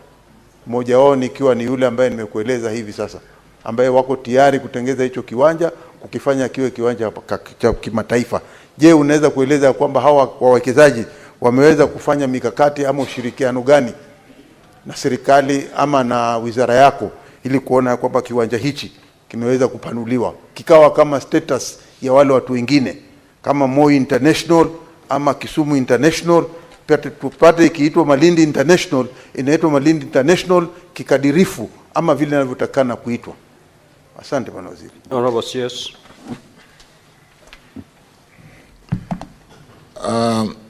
I think I'd, in my supplementary answer, I touched on the supplementary question being asked by Honorable Matsayo, and I confirm and agree that what Mheshimiwa Matsayo, Senator Matsayo has raised is true. This is a critical, important airport for the kind of tourist destination we're talking about of Malindi in Kilifi County. And therefore, it's of uttermost importance for the government to address the concern Senator Matsayo has raised. The challenge in Malindi is not the infrastructure development. It has been more on the getting the runway expansion. On the front side of the Malindi is a very high population that has been very expensive to resettle, but that we must resettle if we are going to expand this airport, and we are going to do that. The other challenge is a road on the other side where the airport would cut through the road, the Mombasa-Malindi road. And so we're paying a lot of attention. We rely on tourists as a major GDP contributor into our economy. I think, Honorable CS, the question was, there are investors, private investors, who are willing to put their money in the expansion of Malindi Airport. But your ministry seems not to be in sync with these investors. what is the problem? That's what the Honorable Senator has just asked. And the straight answer, which maybe I'm not coming out very clear, is the project affected persons. What investors will not do is to do land compensation. And we do not wish to basically concession the 1.4 kilometers. We want to expand to 2.4 kilometers.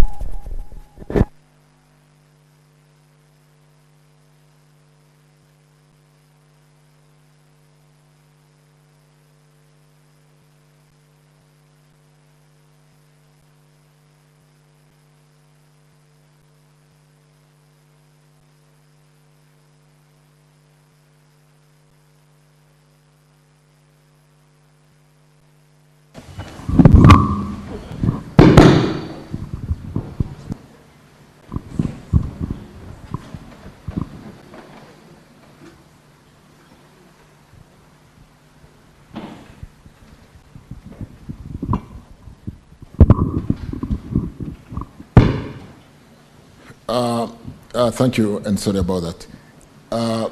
Honorable Speaker, the straight answer is that we will embrace investors to come in, but the biggest challenge is the land compensation, because like I said, to be able to bring big planes into Malindi, some of the charters, we need to extend the runway to 2.4 kilometers. And that is the primary challenge. If we were to concession the airport and give away to an investor to rebuild Malindi Airport at the current 1.4 kilometers, we will not have corrected the challenge. We need to expand the runway to be able to land the big planes. So the priority which is top on my desk is to do the land compensation, and I think we've done significantly. We are doing significantly well. Like I said, I just visited that airport not very long ago, I think in the last 3 months, and I met the leadership on the ground, and the aim of the visit was to address the question of expansion of the runway, so that putting up a modern building is not a big challenge. Recarpeting that second runway, which is in state of disrepair, is not a big challenge, but we need to get it to 2.4 kilometers. And therefore, the big challenge to bring investors is more of the land acquisition and paying the project affected persons so that we can expand and bring the big planes, which today would land in Mombasa and transport the tourists by road. So allow me, honorable members, to basically refocus the land compensation, the acquisition, and therefore the expansion of the runway. I thank you. We shall now move to question number 3. We have spent 22 minutes on this question, and we had allocated only 15 minutes.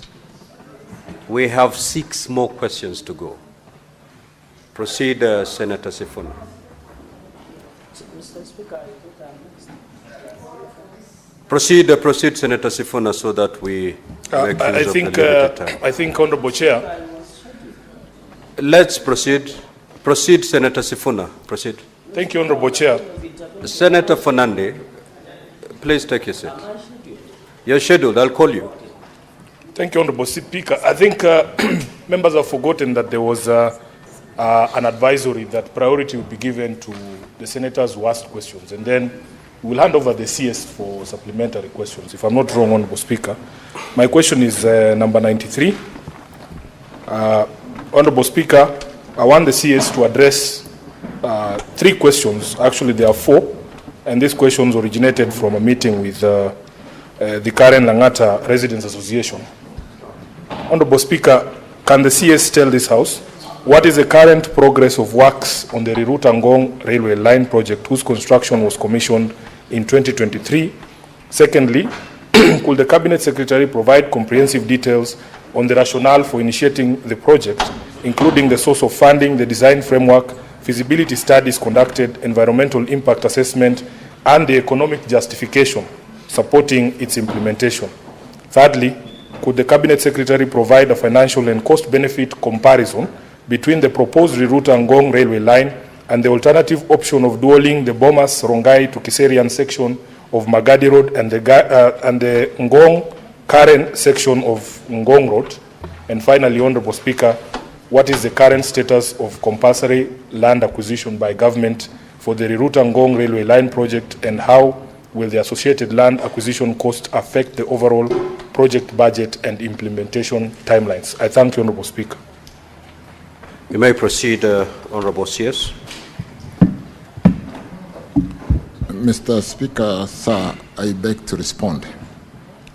The transport sector is recognized as a key pillar and a critical enabler in achieving Vision 2030 long-term development strategy and the bottom-up economic transformation agenda. Development of efficient transport system, honorable members, in rural and urban areas is therefore key factor in supporting the country's development strategies. I wish to indicate that for this particular project, the source of funding for the project is purely the government of Kenya. The government, through the Kenya Railways Corporation, conducted a feasibility study that resulted in the development of Nairobi Commuter Master Plan 2019. The master plan identified key commuter line corridors for development and modernization within Nairobi metropolitan area. The key identified corridors forming the core network are Kikuyu Limuru, which is currently existing under the meter gauge railway, Riruta Thika, which also exists today with a meter gauge railway, Lukenya, Kitengela, Konza, also existing, Jomo Kenyatta International Airport, which is proposed, Embakasi Village, which is existing, and Riruta Ngong under implementation from Riruta to Ngong. Riruta Ngong commuter line, which will be linked to the revitalized Nairobi railway station, is also one of the commuter lines identified as critical transport infrastructure under the prioritized integrated transport system for the congestion of Nairobi metropolitan area. The rationale, honorable members, behind preference of the commuter rail over land transport is that commuter rail is for mass transport, and therefore the carbon footprint is what we all desire today. And where one commuter train carries about 6,600 passengers, both standing and sitting, which is equivalent, honorable members, to about 460 14-seater matatus. And that is one way of decongesting our city. I have just indicated where you can get that master plan, and in today's time of technology, if you go to that site, you'll be able to see the master plan. I wish to indicate, honorable members, that for this particular project, the source of funding, like I've said, is purely the government of Kenya. Mr. Speaker, sir, as regards environmental social impact assessment study, the same was conducted in line with the Environmental Management and Coordination Act 1999. Attached herewith is Annex 2 is a copy of NEMA's license number NEMA/EAI/PSL/35081. I also wish to add that the project is being implemented under the engineering procurement construction basis with an independent consultancy for design review and construction supervision in place. On the second question, honorable Speaker, members, in order to enhance the economy of the country, mobility of the citizenry is a key, or is key, and the transport sector acts as a key enabler for economic growth. The land is a finite resource, therefore the aim of the ministry is to ensure both railway and road transport modes complement one another instead of competing or compete with one another. Given the finite nature of the land, the ministry aims to promote use of mass rapid transport, normally MRT, in Nairobi metropolitan area. The two modes being pursued are commuter rail transport and the BRT transport. And I can talk more about that because we just came back from the UK where we are looking at the UK fund to do the Nairobi Railway City, and we are specifically focusing on these corridors to be able to move people quickly out of the city and into the city and be able to decongest. Construction cost is Kenya shillings 8.1 billion. For construction cost, we have about 8.2 billion, 8.26 billion. Land acquisition will cost us 2.8 billion. We are acquiring land in very expensive areas through that current corridor. Land acquisition cost, including protection, relocation, and existing utilities, as I've indicated there, will be significantly expensive. On the next question, on what is the status of the compulsory land acquisition, Honorable Speaker, Chair, the total length of the Ruto Ngong commuter line is approximately 13 kilometers. The ownership of the section traversed by the proposed railway line, we have given a schedule attached, and the length of the railway track ownership of the land and so on and so forth, I've captured there 2.4 kilometers with Kenya Railways as available corridor. We don't have to, we already have that.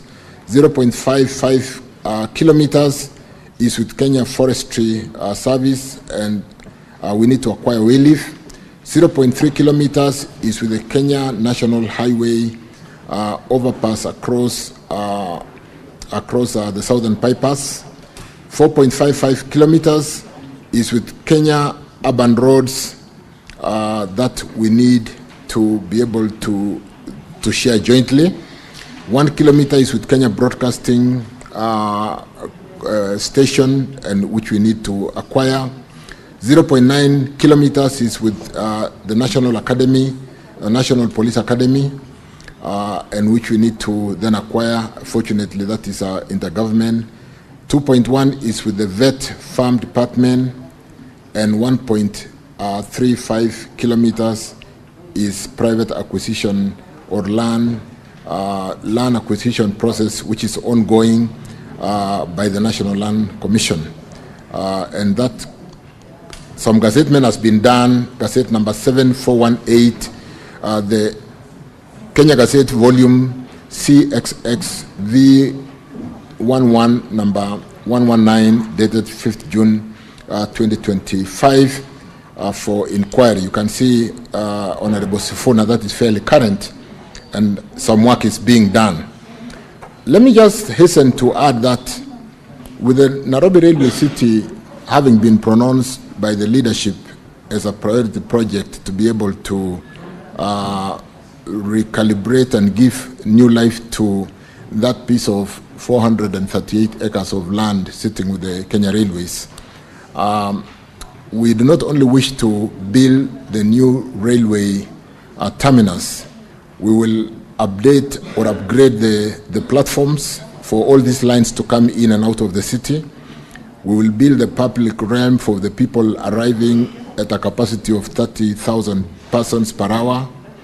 And to a very good extent, therefore, if we did the Nairobi Railway City alone without doing all the lines that I've talked about into Kikuyu, Ruiru, Thika, Lukenya, Jomo Kenyatta, and Bakasi Village, to be able to bring in people in and out quickly, it will not be. So we do not wish to do a stranded investment in upgrading the Nairobi Railway City without doing the supporting BRT and the commuter rail. And therefore, we are taking all this as a package. And therefore, the project that we are talking about through the Ruto, which already has a contractor on the ground, I think CRBC, is one project which is already taken off. And we are going to pay attention to make sure that we decongest the city, we move people out of the city for residents out there, and be able to expand the economy, as it were, by moving people in and out very quickly. I thank you, Honorable Speaker. Thank you, CS. Senator Sifuna, do you have a supplementary question? Do you want to ask both of them now? Yes, in fact, Honorable Speaker, I do have. Yes. The Cabinet Secretary has given me a 2019 report, but I was meant to believe that there was another report funded by the World Bank in 2017. a consultant funded by the World Bank that actually ranked this Ngong-Riruta line as the least priority in terms of construction of railways in this city. Honorable Speaker, I have a few issues. You know, I have publicly said that this is one of the few CSs, if not the only CS that I have respect for, because he takes his work seriously. But I can see here in his response, he has made an allegation here that one commuter train is supposed to carry 6,600 passengers, and that is an advantage over road construction. Honorable Speaker, in this same report of his, at paragraph 39, your report, Honorable CS, talks of 1,200 passengers per train. I don't know where you got your number of 6,600 passengers. And wouldn't you agree with me, Honorable Speaker, that it is not just about passengers? So the CS is telling us that 6,600 passengers is equivalent to 460 14-seater matatus. But you and me know, 14-seater matatus, 460 of them, employing 2 people each. There are other benefits of having these matatus on the road. It is not just about, the numbers that you're able to transport in one vehicle. But let's go to the answer on the comparison of the cost construction of the road vis-a-vis the rail. Honorable Speaker, there's a schedule that he has given here. So apparently the government prefers spending a total of 9.5 billion Kenya shillings to do 13 kilometers of railway from Ngong to Riruta, as opposed to dualing Bomas to Kiserian, which is a total distance of almost 24 kilometers at a cost of 10.9 billion. Waziri, explain to me as if I was a child. Honestly, if you wanted to decongest Nairobi, you want to open up the city, reduce the pressure on land. We know we have more land in Kiserian than we have here in Nairobi.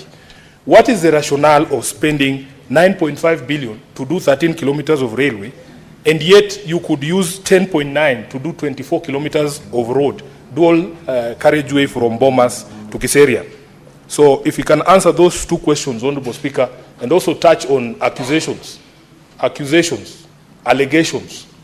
that some powerful people along that route for that railway have somehow secured concessions from your ministry to divert the original plan to avoid their properties. But those who are not powerful enough, Honorable Speaker, they are not being heard at all by the ministry. I thank you. CS, could you respond to those questions? Let me first of all thank Senator Sifuna for the compliments, which I don't take for granted, and I'm going to even work harder. But let me get down to the optimal. You know, when you're dealing with a commuter rail, you can optimize because it's just the number of attachments which can be pulled by the engine.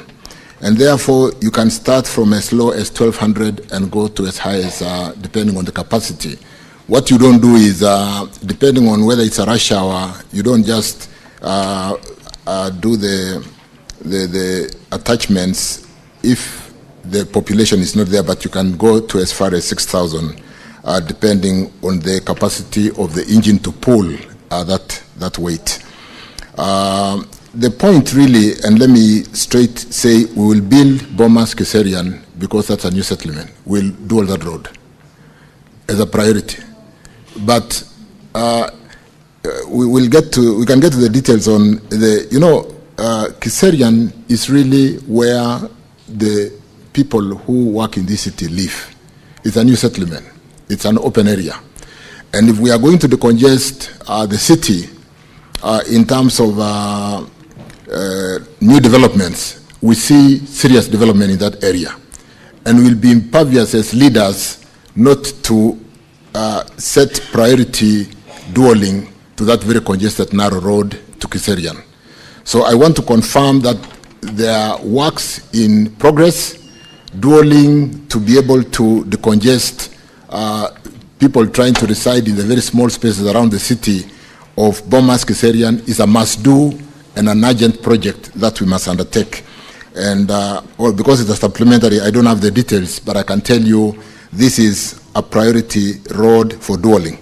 But equally, leaders, when you then see the optimized pool from the commuter rail to the road, matatu, and the congestion that we have, including the BRT, to be able to do the intercity with the understanding that because our city was not planned with a railway or commuter railway, it is very easy for us to have the commuter planned along the Nairobi railway city.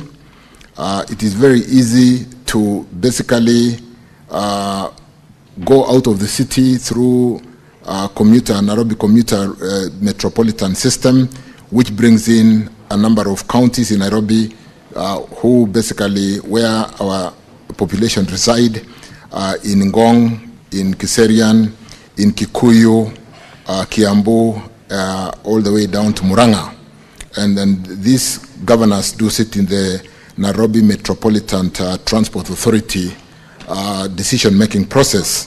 And therefore, let me just confirm, honorable members, Honorable Sifuna, that Bomas Kiserian is a must-do, and I can come with specific timelines because it's a critical corridor to decongest the city.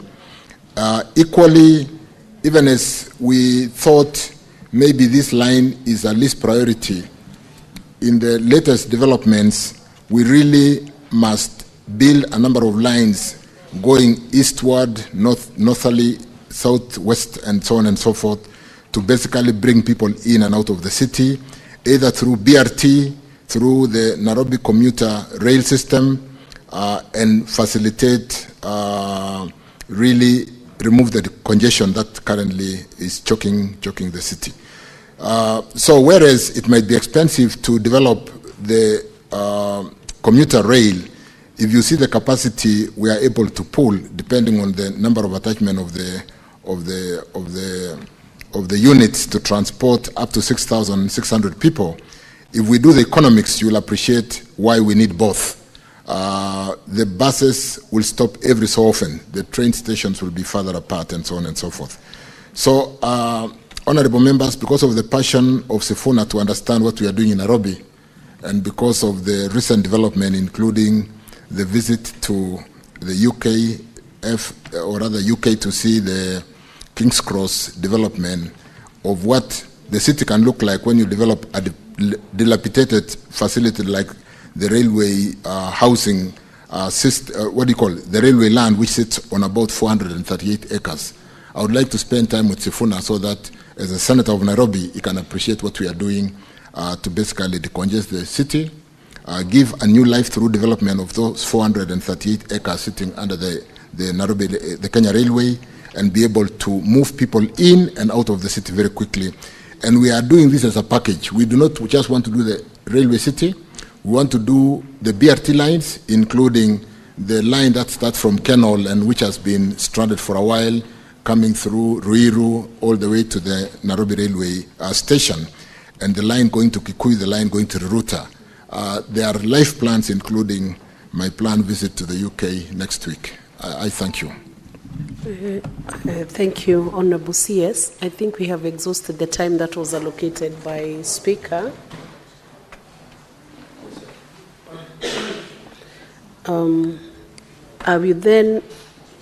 I will allow just one question because the time for that question has been exhausted. Otherwise, it will be difficult to complete the questions that we have with the CS today. So I'll give Senator Okongo Mugeni to ask one question, and then we will call it a day on those questions. You still find another chance maybe with the next question that he answers. He's still on his feet.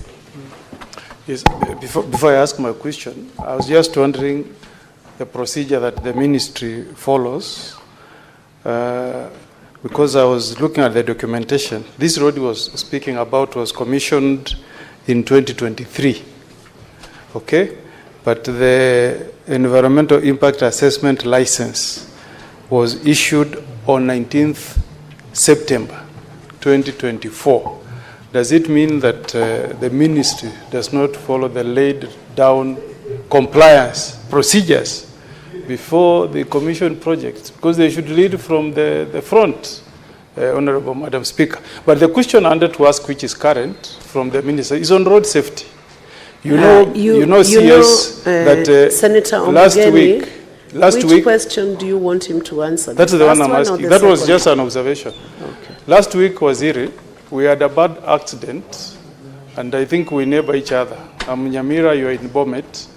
In Nyansiongo, we had a very bad accident where a truck that was traveling from Keroka, Metamayua, down to Nyansiongo lost control and crashed into Nyansiongo market, and 8 people died on the spot. If you have data, that is coming up after another accident happened again last year in October, where we again lost 4 lives, Waziri. In that stretch, you know, coming downhill, it's a hill. From Sotik, Chebilate down to Nyansiongo, you also go downhill. And on both sides, Waziri, you have not placed bumps to slow traffic. Before September, in April, another child at Gesebe Primary School had been knocked down by a vehicle. Again, we raised these complaints, addressed the same issue before your predecessor, Murkomen, but nothing has been done so far. How long does it take, Waziri, to just place bumps on the roads for purposes of ensuring that there is safety on the road users, the people who are using markets, etc.?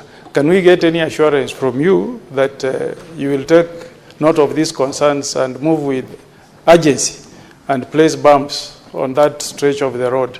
And also whether there is a possibility of putting a climbing lane on that spot, because we don't want to keep on losing lives. We are also part of Kenya, people from Nyamira. Waziri. Well, thank you, Senator Okongo Mugeni. Before I invite the CS, I will only allow that question based on the fact that it has serious fatalities because of the accidents. Otherwise, I want to remind the senators that the questions must be connected to the principal question that the CS is responding to, so that he's able to effectively answer. So I'll ask the CS to respond to the same. Thank you, Senator Okongo Mugeni, on those 2 questions. One clarification on the procedure on how we could be building a road without an environmental certificate because of those 2 dates. But like the Speaker assisted me to answer that question, allow me to check exactly what happened and how we could actually start construction ahead of getting a certificate, which is a prerequisite in the order of, because really it's a requirement that an environmental study has been done. NEMA has issued certification. If it was being funded, the funding will not be so allow me to basically check on whether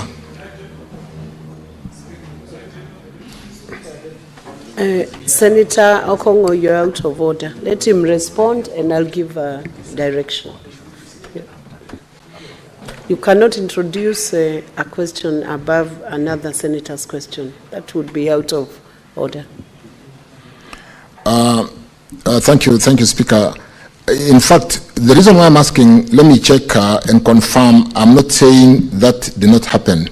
But you do know, sometimes when you apply for a license, you are given a provisional license to start works and do subsequent environmental certification. So I really need to bring the sequencing of the initial approval and whether this was a secondary basically requirement to submit the environmental reports and therefore get subsequent certification for compliance. But allow me to do that, and that's what I was requesting. I'm not disputing, but I'm saying let me get into the details because these are dates and numbers, and then therefore I would wish to basically delve into that because it will not happen that we are working on a project where there's been no environmental study and approval to do a project. Honorable CS, you'll have 7 days to check the documentation and supply any documents to show the sequencing of those certifications or licenses. Thank you, Speaker, and we'll endeavor to comply. With respect to the road safety, and which is really carnage ravaging our Kenyans, I want to empathize with the Nyasiongo market accident and the loss of lives, 8 lives there, and promise the Senator that I will immediately hereafter address the concern of the bumps. But we cannot be reacting all the time when there's an accident and then we go when we've lost lives. And there are various initiatives, including the ITS. There is so much in electronic, given the day and age in technology, that we can employ to manage the drivers, to manage the vehicles on the road. We're doing a digital driving license with certain features to be able to do instant fines and manage the drivers. We are doing the junction cameras through the ITS systems. We are doing there's so much that we can do to be able to address that. But for this particular case for Nyasiongo, let me address that. And for most of the black spots, yes, we need climbing lanes so that sometimes with speed and the narrow sections on some of those black spots, the vehicle, when they kind of don't stay on the road because of the weight and so on and so forth, and because of the narrow nature of the road, the vehicle goes out of the road and sometimes it gets into a market or gets into where people are trading, causing untold suffering and deaths. And therefore, for this particular case, I will pay attention to, but I wish to hasten that we are doing a lot, and I will be paying attention to what we need to do with NTSA, a whole authority just set to address the safety on our roads. We need to do more, and I do agree. But for Nyasiongo market, the bumps and whether we need to do that climbing lane that Mheshimiwa talked about, let me pay attention to that. I thank you. Thank you. Honorable Senators, we will move to the next question. Question number 77, Senator Agnes Kavindo.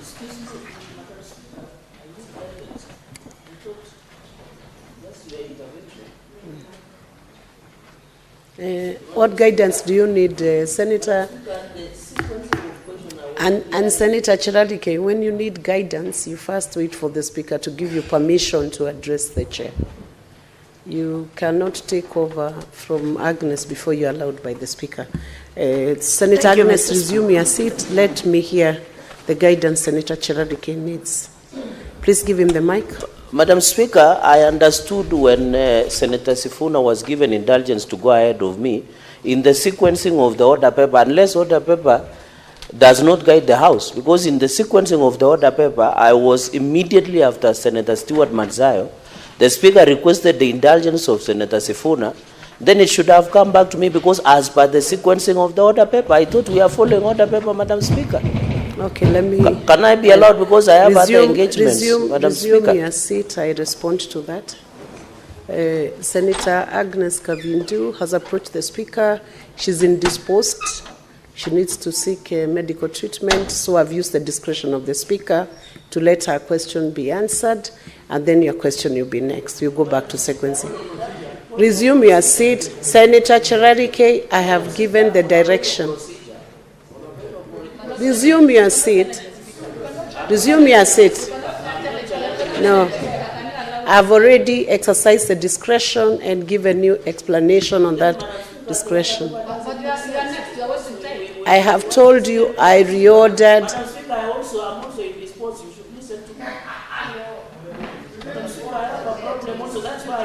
From now, this point is when you are indisposed. Resume your seat. So resume your seat. You are out of order, and I wish to caution you. Senator Chiradike, I wish to caution you now, you are out of order. Resume your seat.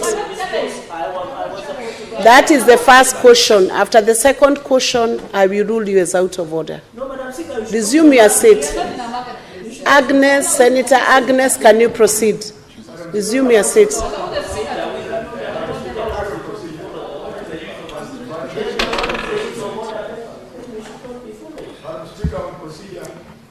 Thank you. Senator Halwale, allow Senator Agnes to proceed. I will listen to point of procedure after Senator Agnes has.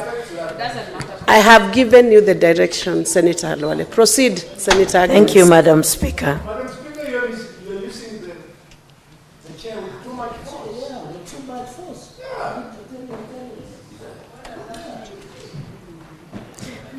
Thank you, Madam Speaker. I would like the CS to, I want to ask the CS my question.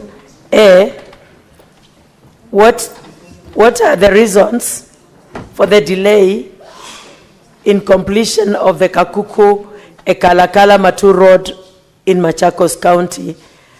And what is the current status and projected timelines for its completion? B,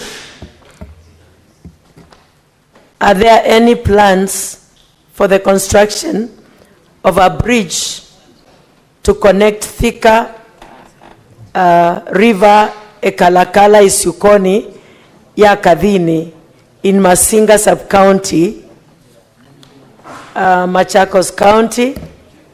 C, when does the government plan to commence the reconstruction of Miu Yanganga Bridge in Masinga Sub-County, Machakos County, which was swept away by floods in 2019? And what are the projected timelines for its completion? D,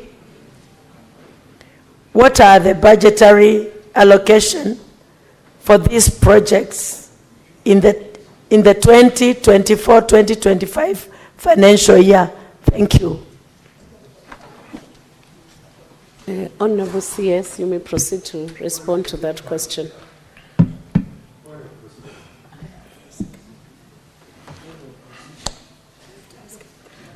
Just wait now.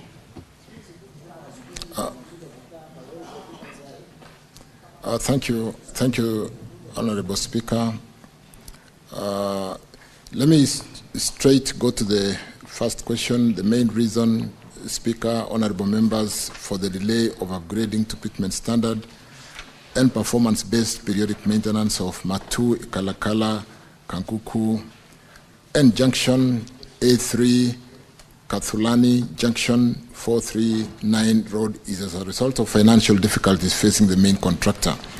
The project was contracted to Kito Civil Engineering Company Limited in 2017 and has faced significant challenges in completion.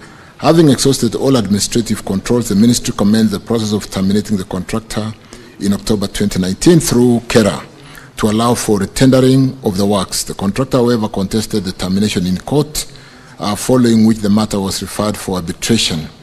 The contractor then requested to subcontract the works as an alternative to avert a lengthy litigation process that would further delay progress, and the request was granted in the interest of the greater public good. Subsequently, honorable members, Mheshimiwa Agnes, the contractor, has over time entered into several subcontracting agreements to facilitate the completion of works, the latest being the 20th February 2023, when Lido Supplies and General Traders Limited was brought on board. As at now, the subcontractor have collectively delivered 16 kilometers of tarmac at the Kalakala Matu and the Junction A3 Katulani Junction, C439 Road section, translating to 54% completion status with some 92, almost 93 months, which is really totally, that's the elapsed time. However, on March 2024, the subcontractor left site citing non-payment of dues. The ministry has recently paid a total of 88 million Kenya shillings to the contractor of the project through what we recently did to raise funds, and the subcontractor has since committed to resume works before the end of June 2025. Allow me to basically follow up and confirm that because we did a settlement agreement to pay pending bills, and one of the conditions in the settlement agreement was resumption of works to receive that 40% payment. We are planning to pay an additional 40% before the end of this month, and it will be based on performance. So I'll be following up Mheshimiwa Senator to confirm that resumption has happened, because we can all agree that that has not been acceptable. But with the myriad of court processes and pending bills, with the solution having been reached through the recent payment, allow me to basically address that. On the second question, we are aware of the need to construct a structure to facilitate access along the Thika River, Galagala, Ishuko, Yakathini Road C438 in Masinga constituency to connect in Machakos County. The road serves as a link to Ikalakala ward in accessing roads such as Mutasha, Ithanga Hills, and the larger Masinga Ndithini region. The cost of constructing an adequate structure is Kenya shillings 20 million, and the construction shall be undertaken upon availability of funding. Not a very adequate. Allow me again to pay attention to that and see how we can quickly expedite funding for this particular bridge. On the third question, I wish to state that the reference Miu Yanganga Bridge in Masinga Sub-County has been designed for construction as a twin cell box culvert. The ministry is aware of the importance of the structure as it links the Kayole Mataka Kikule Road in Masinga constituency, Machakos County, providing a key transport link across the Miu Yanganga River and improving access within the Ndithini area. The cost of constructing the structure is estimated at 15 million, and a funding request for the same has been raised for consideration. The ministry through KERA shall procure and undertake works on the structure as soon as a budgetary provision is made, and let me also undertake to follow up that, because it's one thing to build roads with no structures connecting the two roads. And on the final one, the two structures were not allocated a budget on the financial year 2024-25, since they are at preliminary pre-construction stages, including designing of the structures. But that was 2024-2025. Allow me also to check, Honorable Senator, the status in the current budget 25-26, and I will do that. I thank you. Do you have a supplementary question to that? Senator Kavindu. Yes, Madam Speaker, thank you. Sorry, my voice is disappearing, but I'll try to strain. Bwana CS, you know, like that Kadhini, in 2016 we lost 5 people. They were drowned, and to date they've not been compensated. And those people, when they want to go to Masinga, which is their local town, they go through 3 counties. They go through Muranga, they go through Kiambu, come back to Machakos, going to Thika, if they want to go by road. And the way they cross there by just simple boats that they construct. Bwana CS, I really expect you to do something about these people of Machakos County so that they can cross those rivers in a dignified manner. The other one at Miu Yanganga, Bwana CS, those people cross there, even small children going to school across the river, they cross there in a very undignified manner, and most of them are attacked by crocodiles and hippos from the river. And if you see the cost, if you check the cost of compensating one person who has been killed by a hippo or a crocodile, is 5 million. So if we lose as many people as we are losing, we've already compensated 9 people. That is 9 times 5 million. If you do the cost of compensating the people and building the bridge, is to build a bridge is cheaper than compensating the people when they die.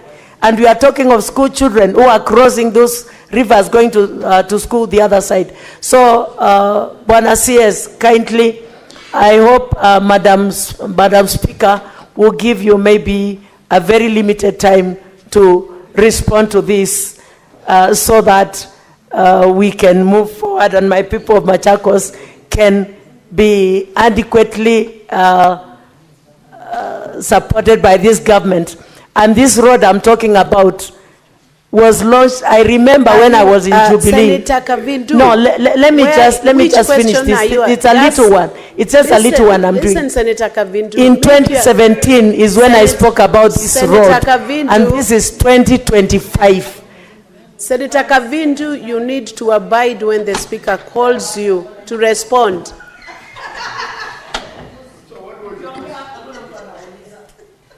Senator Kavindu, you are getting out of order. Resume your seat. Honorable CS, proceed.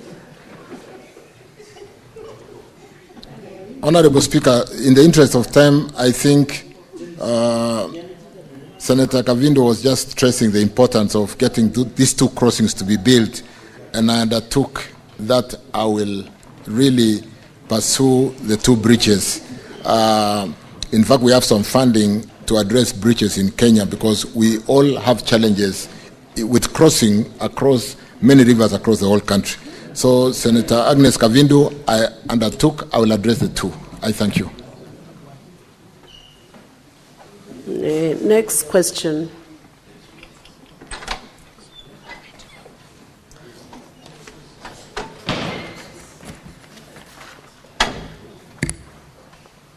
And you'll be very brief, Senator Kavindu. Thank you, Madam Speaker, for your consideration. Bwana CS, I have these few questions about a road. And A, could Cabinet Secretary provide a status update on the upgrading of the bitumen standard of the 25 Mombasa Road, Deviki, Kinanie Park, Kinanie Leather Park Road in Machakos County, which was allocated 1.785.779,141.98 by allocating by the Kenyan Urban Road Authorities, KURA, and explain how the road works align with the contract terms and road design specifications. B, could the Cabinet Secretary explain the reason for the delay in the completion of the project, which commenced on 15th July 2021 with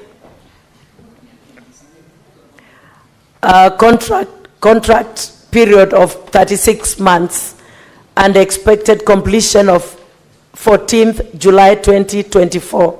C, what measures has the ministry put in place to ensure the timely completion of all the current complete road projects by KURA and the Kenya Rural Roads Authority, KERA, in Machakos County, and could the Cabinet Secretary provide respective timelines on the same? Thank you, Mr. Speaker.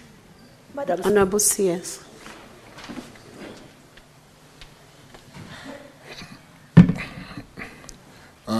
Thank you, Speaker. Thank you, honorable members. Allow me to rush through this question very quickly, because I did visit this road in the last 3-4 weeks.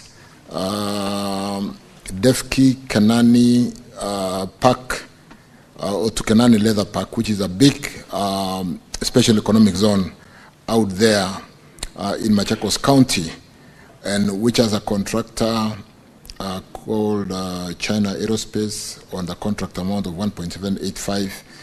This road is a significant artery that will open job opportunities in the leather processing park, in what our president normally refers to. It's a ready market, because we need to make to value add our leather to make shoes for our school-going children. There's a ready market from leather, which today is not processed and sometimes being fed to the dogs. And Senator Kavindu, I've been told to personally supervise that road and complete it in the next 6 months. That road has now been provided full funding, and the contractor will not stop until completion. Let me just answer that on that particular road, and I have driven on that road in the last 3 weeks. We've provided full funding, more importantly, because it's important to do the road, but we need to open Kenani Leather Park. And therefore, I want to assure you, within the next 6 months, in spite of the status of the road today, we will complete construction of that road. I think that would suffice to answer A, B, and C, and I can undertake that because I've been told to personally take on that project to ensure that we open Kenani Leather Park.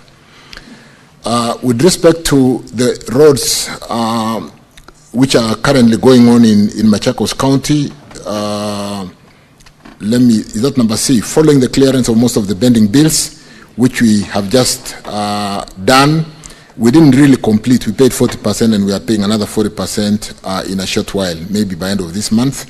The contractor resumed works and requested an extension time, which was reviewed and approved, setting the revised completion for the project to 2026. But this is the one which I've said we are not giving up to 2026. We need to finish before the end of this, in the next 6 months, which is just by end of year.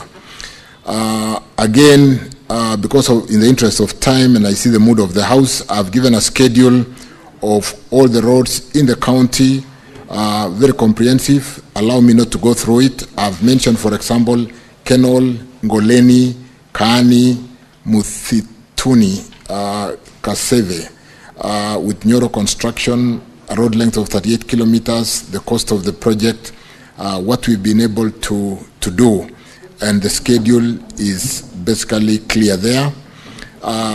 You will basically see amounts that we paid in 24-25, and to the extent that we have cleared or paid 40% of the pending bills, and we have another 40% to pay for the outstanding pending bills.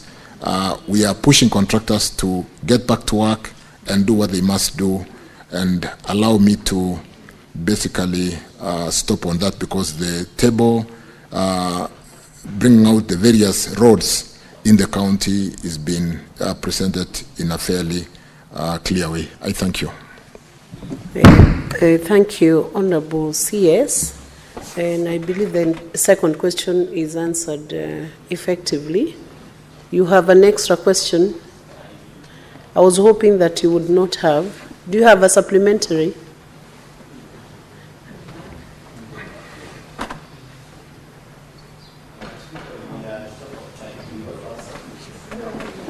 Would you, Senator Agnes, in the interest of time, just ask one question, then others can have an opportunity to ask. Actually, I won't ask any other question. I'm satisfied. If I have any other question, I'll get back to them again. Thank you. Thank you, Senator Agnes. We go back to the order paper, and I want to request Senator for Nandi, Senator Samson Chiralike, to proceed with question number 73. Finally, and to always be patient, because your turn will still come. Proceed. Madam Speaker, but we must also stick to standing order 45. Just proceed to the question. So that proceed we to don't the question. Madam Speaker, I read question number 073, and I request to read both concurrently since they are short. Madam Speaker, to the CS what is the current status of the redesign, reclassification, and proposed expansion of Eldoret, Kapsabet, Chavakali Road, and Kapsabet, Nandi, Awasi, Chemelil Road. And secondly, Madam Speaker, could the Cabinet Secretary provide the projected timelines and budgetary allocations for their implementation? My second question, Madam Speaker, is question number 074, to the Cabinet Secretary. Could the Cabinet Secretary provide the implementation status and expected timeline for the expansion of Nairobi, Nakuru, Eldoret corridor inclusive of Malaba, particularly the dualling of Rironi Nakuru and Nakuru Eldoret Malaba highways, which are critical in easing congestion along the northern corridor? And finally, Madam Speaker, could the Cabinet Secretary indicate the identity of the contractor for the projects as well as the funding arrangements? I thank you. Thank you, Senator Cherargei. Honorable CS, you may proceed to answer. That means you have been combined for question number 73 and 74, I believe. Yes. Thank you, Chair. Thank you, Senator Cherargei, for those questions. The current status of design for Eldoret, Kapsabet, Chavakali, and Kapsabet Chemelil. Honorable Speaker,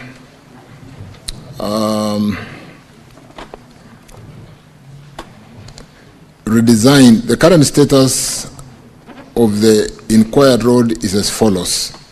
I thought there was a question in the written question about Moiben Junction, Eldoret Town, all the way to Mlango, the sides of what do you call the teachers college there? Mosoriot. Have you added an additional one? No, it was in the question, so allow me to answer, though the senator did not speak to it. Let me answer as follows. Kenya, though you didn't mention, but it's in the written question. Kenya has completed the design of the 55-kilometer Moiben Junction. That is towards the Iten side, though we'll go a bit towards Elgeyo Marakwet and go towards Chepkoilel University on the Duoling, through Eldoret Town, through airport to Mlango shopping, but we want to come towards the teachers training college there. Did you say, is it called Mosoriot Teachers College? We think that is the place where the dualing should start. The designs have been completed. We are looking for funding to basically decongest the town and get movement of people from Mosoriot Teachers, not Mlango, all the way to Moiben Junction, and a bit towards the Iten side, and on the other side go towards Chepkoilel University. With respect to Mlango, Kapsabet, Chavakali, we don't yet have any designs, but on the first one we have design and we are finalizing the funding. On the reclassification of Eldoret, Kapsabet, Chavakali, and Kapsabet Chemelil Road section, this was done in 2020 from Class C to Class B, and we are currently revalidating, given the current court ruling, the recent court ruling, which kind of declared the classification of roads unconstitutional, including that Section 6 of KRB Act on the sharing of RMLF levy. So we are working on that, but that has been done and upgraded from C to B. With respect to the design of the 50, I've talked to that. Let me not repeat the Moiben Junction. I've said we're coming to the Teachers College all the way to Moiben and go towards the university and towards the 10. With respect to the maintenance of the Eldoret, Chebarbar, Kapsabet, Nandi Hills, and Kapsabet, Chepsonoi, and periodic maintenance contract for Javakali, Chepsonoi, which was also in the question paper, That is ongoing, and the works under those contracts are expected to commence shortly because they went to tender. I think we had to retender because there was a small challenge. The design of the 55-kilometer Moiben Junction Eldoret Town Road, Airport, Mlango Shopping Road is complete. And like I said again, I don't know why I've repeated myself quite a bit on that, but we have stretched from Osoriot all the way to what I did mention. The next question with respect to 74, let me just quickly go to 74, and because of time again, I'll spend a bit of time with Cherargei outside here because I understand that region well and we are doing quite a bit of some work there. Could the Cabinet Secretary provide implementation status and timelines for the expansion of Nakuru? Just to remind ourselves, Nairobi, Nakuru, that is Rironi. Rironi is where the current dualing ends and goes all the way to Nakuru, to Eldoret, and all the way to Malaba. We've done, let me just go in a structured way. The Ministry of Roads and Transport, through the designated contracting and implementing authority, Kenya, is preparing to launch a new procurement. I think this answer was written a while ago. We are in the process of project development under the PPP process. We have gotten a number of concession proponents, and they are currently going through development phase, and we expect, all going well, to break ground before the end of August for Rironi, Nakuru, Mau Summit. And we will do Rironi, Maimayu, Naivasha as a bypass. It is called A8 South. So we'll do A8, which is Rironi, Naivasha, Nakuru, all the way to Mau Summit. And we'll also dual A8 South, which is Rironi, Maimayu, Naivasha, to be able to remove that challenge of congestion on that road. So as we speak, we don't have a contractor. They are currently being evaluated through the PPP process. They are at development phase. So when you drive on that road today, you will find some people drilling the road to check the profile of the geotechnical work in terms of the structure of the soils. We have given them some 10 days to finish that and give us the response, so that if we were to award, we'll then be able to answer the second question on who are the contractors. Senator Mofaya, you are bordering on being out of order now. You cannot do your phone call within Senate when the Cabinet Secretary is responding. So I thought it was a supplementary question, sorry. Honorable Speaker, Honorable Cherargei will be able to pronounce who are the contractors as soon as the PPP Directorate does. And we are really working with speed because we do appreciate that Kenyans have suffered on this road with the kind of congestion, sometimes people sleeping on the road. So we expect to break ground, given successful process, we'll be able to break ground before the end of August next month. With respect to the design of Chepterit, Eldoret, Leseru Junction, the design proposes dualing the whole length of road from Cheptiret to Leseru Junction, and construction shall be carried out again because Mheshimiwa Cherargei knows this road very well. We are going to work from this side called Kiblaskei, go through Eldoret town, all the way to Mailetisa in Leseru side on that side. We can have more discussion on that outside because of time. I think I've adequately addressed Cherargei's question. Thank you. Senator Cherargei, do you have a supplementary? Yeah, can proceed. I'll just give one supplementary for the entire questions, Madam Speaker, so that I can allow my colleagues. Just one comment, one question to the CS. Of all these roads that interconnects between Chavakali, Kapsabet, and Nandils, there are roads like Nandil, Simaki, Tulua, Chepterwai, Chepsaita. Madam Speaker, and repair of Chepterit Mo University, where they are using maram and tarmac instead of using tarmac. That is Chepterit Mo University. And then there is this road of Jemuswa Danger. They are all interlinked and Celia. I'm happy, Madam Speaker, through the CS that Celia, Talai, and Timborwa, Baraba, Potapoto, the contractor is on site. But on these other roads from Nandi, Sibaki, Tulwa, Chepterwe, Chepsaita, Chepterit Mo University, and Chemuswa Danger, there is nothing on it. Can the CS, as they say in Catholic, sema neno moja tu na roho yangu itapona? Can he say something about this interconnect road? I thank you. Senator Cheraligei, do you need your roho tuponya, and why are you mixing the parliamentary languages? Proceed, Honorable CS. I hope you do understand the two languages. Honorable Speaker, members, I think we've done quite a bit to unlock, like Chemuswa Danger on the other side, it is the same contractor and they have started from one side. Do we move the contractor to the other side?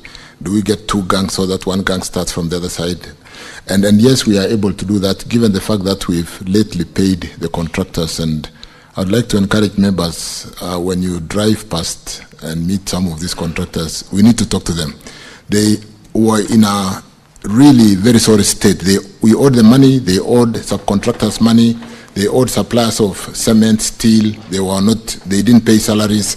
But with the unlocking of that challenge, I want to confirm that, without repeating that, all those roads that Senator has talked about are funded in the current financial year.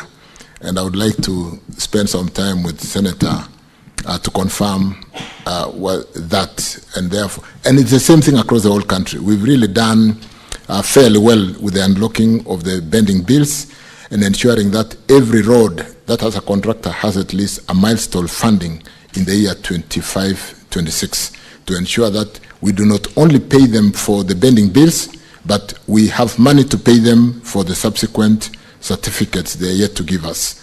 All those roads, Senator, have been funded, and I want to spend some time outside here with you sometimes to confirm that. I thank you. I'll allow Senator Joyce, Senator Boni Halwale to ask supplementary questions on that. Senator Joyce. Yeah, thank you very much, Madam Speaker.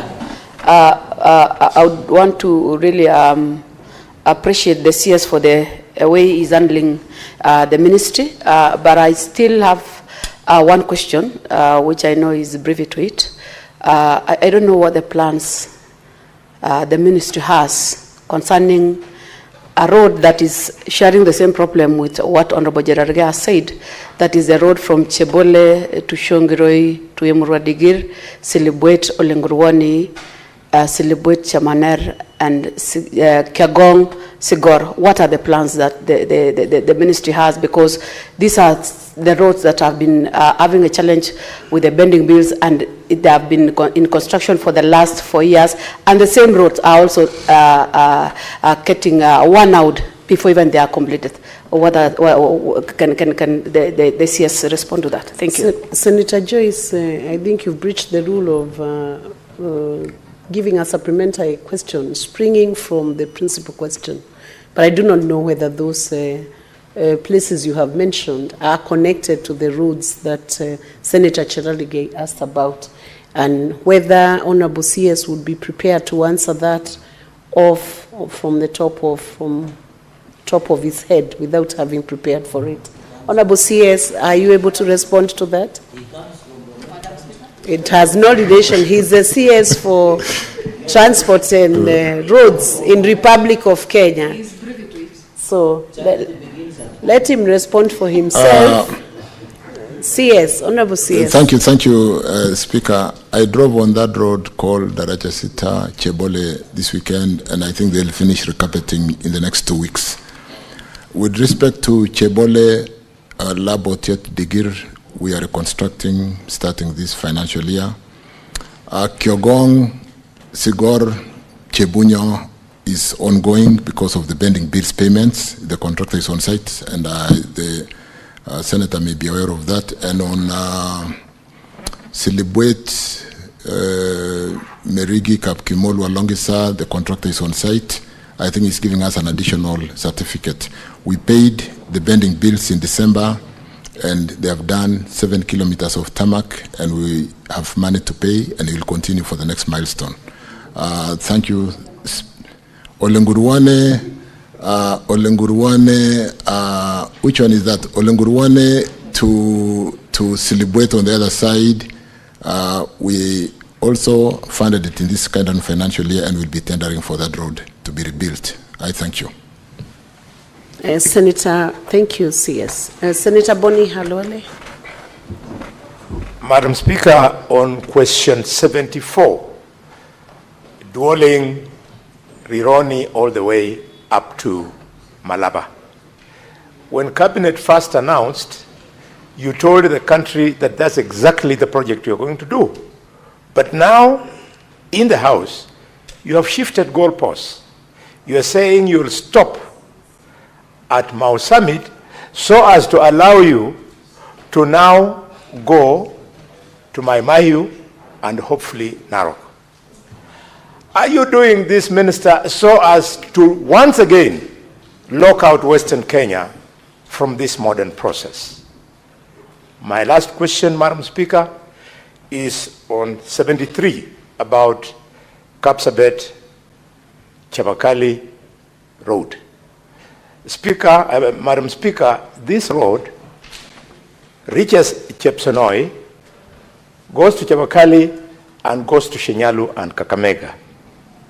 The President announced 2 months ago, while at Shinyalu Market, that he's putting money on this road. Chepsonoi, Shinyalu, Kakamega. Can you confirm that this project is on and when the construction is going to start? Thank you, Madam Speaker. Honorable CS. Thank you, Speaker. Thank you, honorable members. I think the concessioning, like was asked, of a bridge is subject to an investor being able to get return on investment as to whether the road can return on the investment at a rate that is attractive to be able to build the road. And at the moment, the traffic between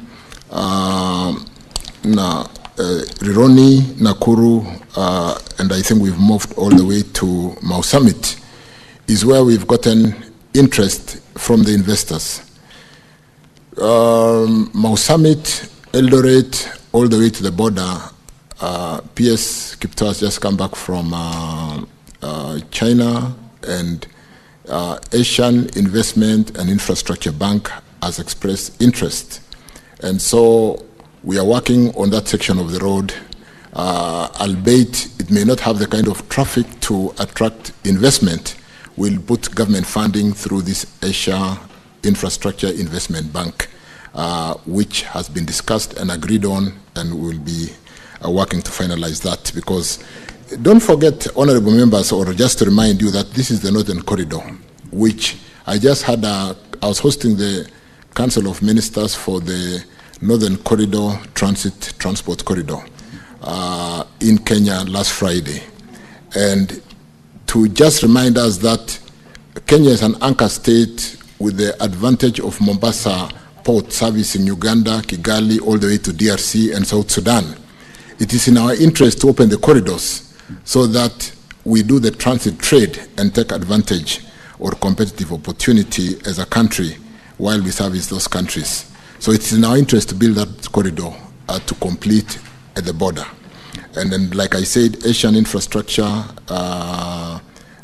Investment Bank is working with us on that road, on that section of the road. With respect to this road from Kapsabet going all the way to Chepsonoi and to Kakamega, again, we can have a discussion outside here. It is funded. It is currently, I think tenders have just closed, so they're closing tomorrow. And it was retendered. We'll award and quickly start building that road to pitment standard. Thank you. So I confirm funds are available. It has been tendered, it's been designed, it's been tendered. Unfortunately, the first tender had a challenge and it was retendered, and we'll seek to award this time round and get the contractor and start building that road. Thank you, Speaker. Thank you, honorable members. Thank you, and I appreciate coming to really lay clarity on any areas on the road infrastructure for this country. Thank you, Speaker. Thank you, Honorable CS. We'll now go to question number 88. Senator for the Rakanidi County. Thank you, Madam Speaker, for this opportunity. I want to know from the CS roads criteria that the roads board uses to determine the allocation of the roads maintenance levy fund, that is RMLF to each county. But two, Honorable Speaker, could the Cabinet Secretary explain the significant reduction in the RMLF allocation in the Rakanidi County from 111 million in the financial year 2023 to 2024 to 70 million in the financial year 2024-2025? Honorable CS.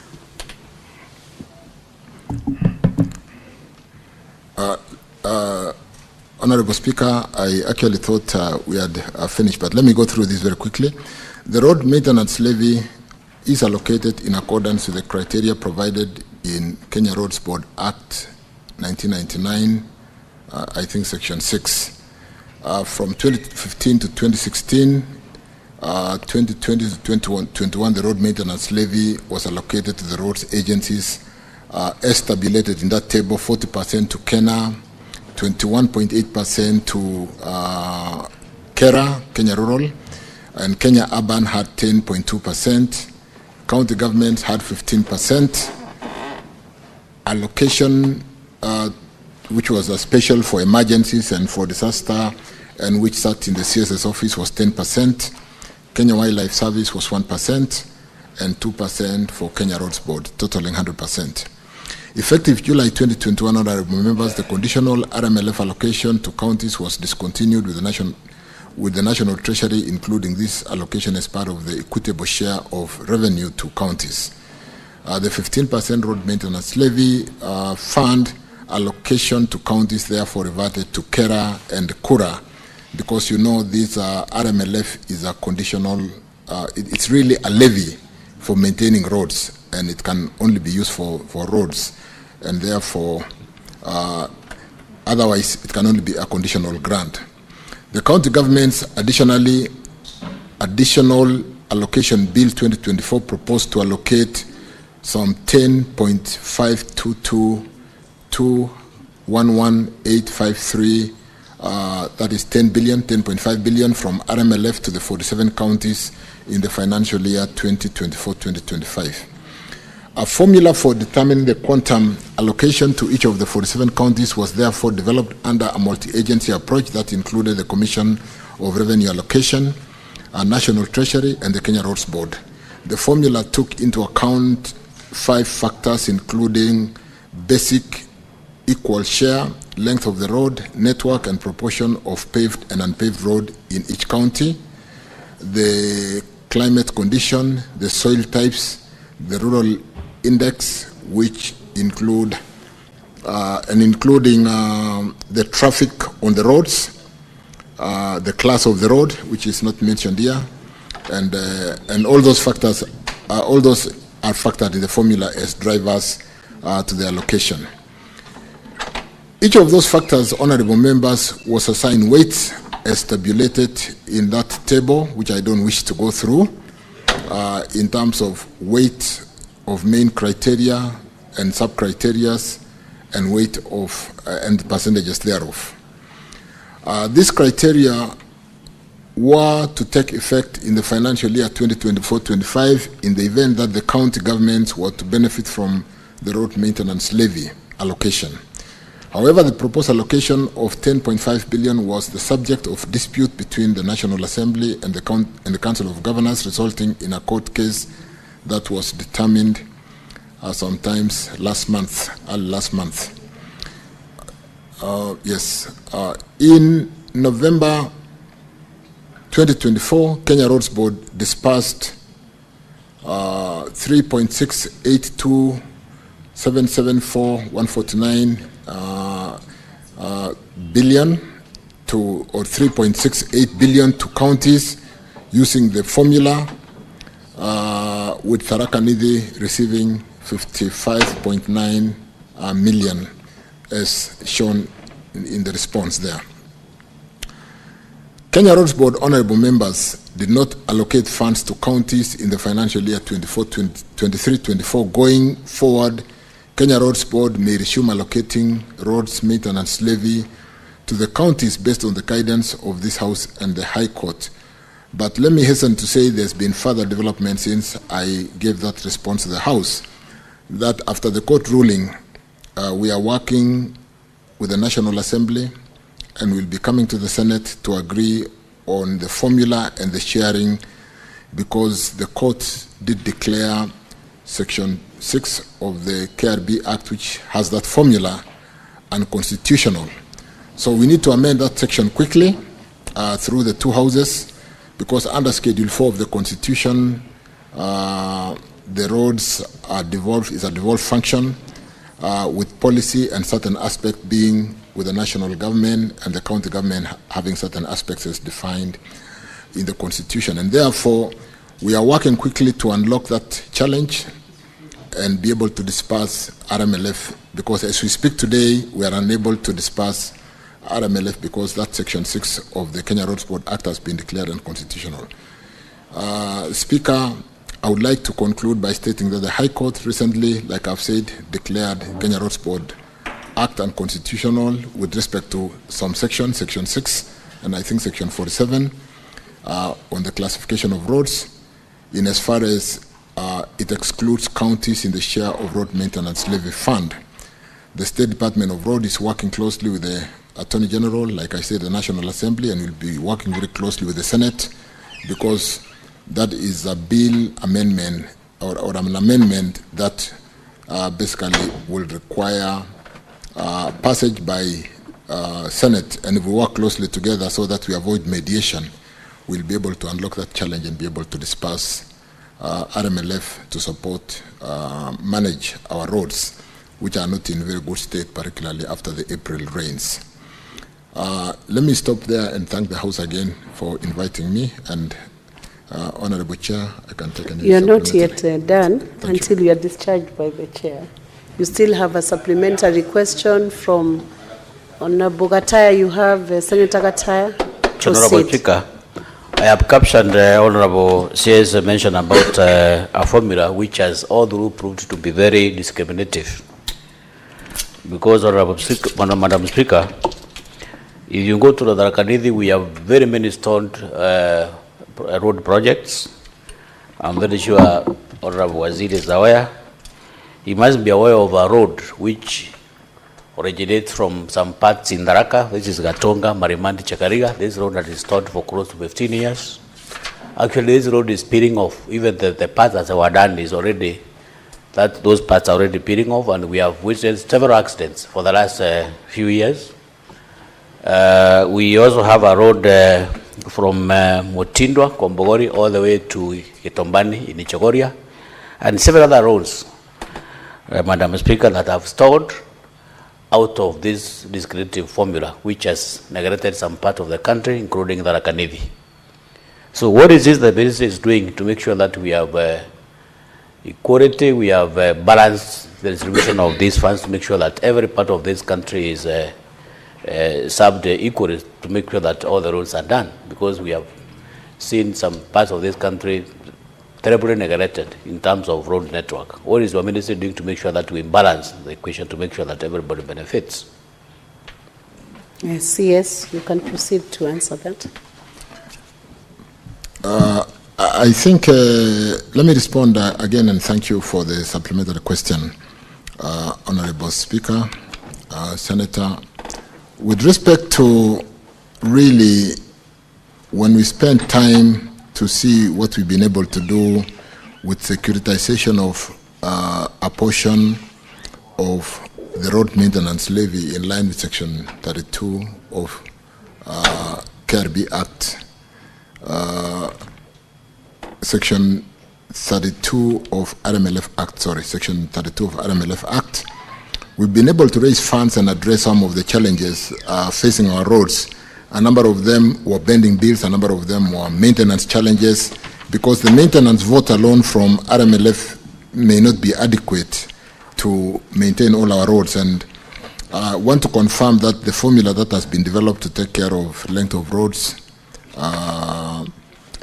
the traffic on the roads, the class of the road, and so on and so forth, will distribute, is basically meant to share the revenues from RMLF between the national government for purpose of maintaining national roads, depending on the class of the road, and the county government, and we are quickly working through that amendment so that we can unlock the challenge. But like I said, that securitization has unlocked a lot of challenges and given us liquidity to address some of the challenge roads like Chakarika, Marimanti, Katunga, the 36-kilometer road, which is in a bit of a state of disrepair. And I want to confirm to the Senator that this road has received attention, and in this financial year, we'll start recarpeting that road. Among us, the many other projects within that county of Tharaka Nithi that is receiving attention, like all the other counties in Kenya. And so I can confirm that Chakarika, Marimanti, Katunga, 36 kilometers will be recarpeted this financial year. I thank you. Thank you, CS. Senator George Pogwa.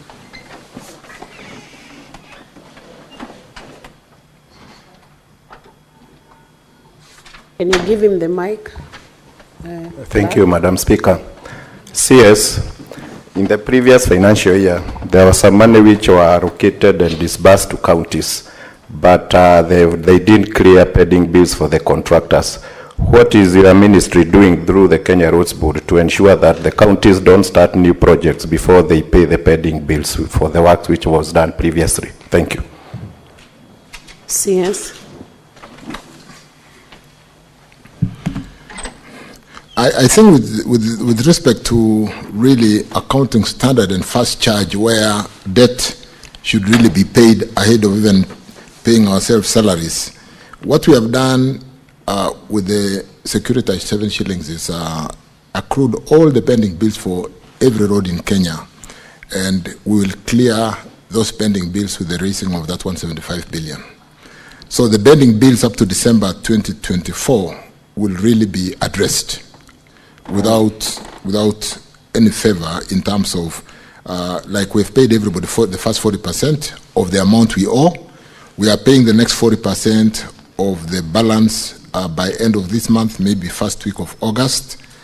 And what we did in the budgeting before really picking on any new project is to make sure we provided funding for at least 1.5 or 2 certificates for the works, for the new certificate that will come, so that we don't accrue pending bills again. So in terms of, and I agree with Senator, in terms of prioritization, it would really not be right to just be developing new programs when we are not paying pending bills. So we are paying all the pending bills up to December, and we provided for funding and liquidity to make sure that we are able to pay for at least 1 certificate that is accomplished by the contractors. So I want to assure this House, Honorable Speaker, members, that we are on top of this, and we'll try to, as much as possible, minimize that challenge of accruing pending bills while we are developing new projects. Again, thank you, Speaker. Senator Dan Manzo, did you have a question? Or it was the question I had with the CS is a little bit different, although related to a question he asked at much earlier as to what happened, because Ari alone had been here and I'd asked him a question and he promised to see me at his office, but that never happened. So what happened to KML? CS, that's a concern, it's a genuine concern. You could address it. When I was coming into the House this morning, Senator came to receive me, and I thought we had agreed on how we were going to sort that out. So I'll be seeing the senator hereafter to address that. But I guess because of just call of duties, I can see Senator Manzo and address that challenge. But I didn't quite hear the first part of the question. I wish to more on a serious note address. Was there a question? You saw me struggling to hear. Sorry. Thank you. Ukia Emali has now been funded. You are aware we closed the bids for Ukia Emali. Is it Emali Ukia or is it Emali Ukia? There was a fight when we were advertising on to whether we should publish it as Ukia Emali or Emali Ukia. But that has been advertised, has been closed, it's undergoing evaluation.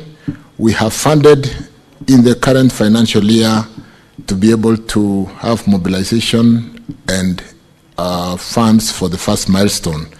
And Ukia Emali will start in due course. I thank you. So, Honorable CS, I want to thank you on behalf of the House for the questions you have responded. Senator Bass, you had a question? Yes. You don't appear on the dashboard, but you can proceed and ask the question. Thank you so much. Now that we have a few minutes. Thank you, Madam Speaker. Madam Speaker, I want to first thank the Minister. I think it has been a long day for him. Honorable CS, my question is about the northern road. The road that goes from Selo to Mandera. I want to thank the President for standing firm to see that that road is actually on progress. It is progressing. However, there are some challenges, especially delay of payments. Some sections have started, some sections have not started. But however, the other one has been, the one for Samatar Wajir has been already been advertised. I saw it yesterday. But the two sections that were under annuity, that is Madogasha, Samatara, and Rambo Mandera. What is the position of the annuity? Because the last time the President has promised that the Kenya is going to take over, or the government is going to take over, to assure that this road is done completely and not in patches. Thank you so much. Senator Abbas, that's a road that is notoriously known in Kenya, especially in the social media. The road that has brought a lot of interest, actually. That has brought a lot of attention. A lot of interest, yeah. And it's become popular, actually. You could speak into it.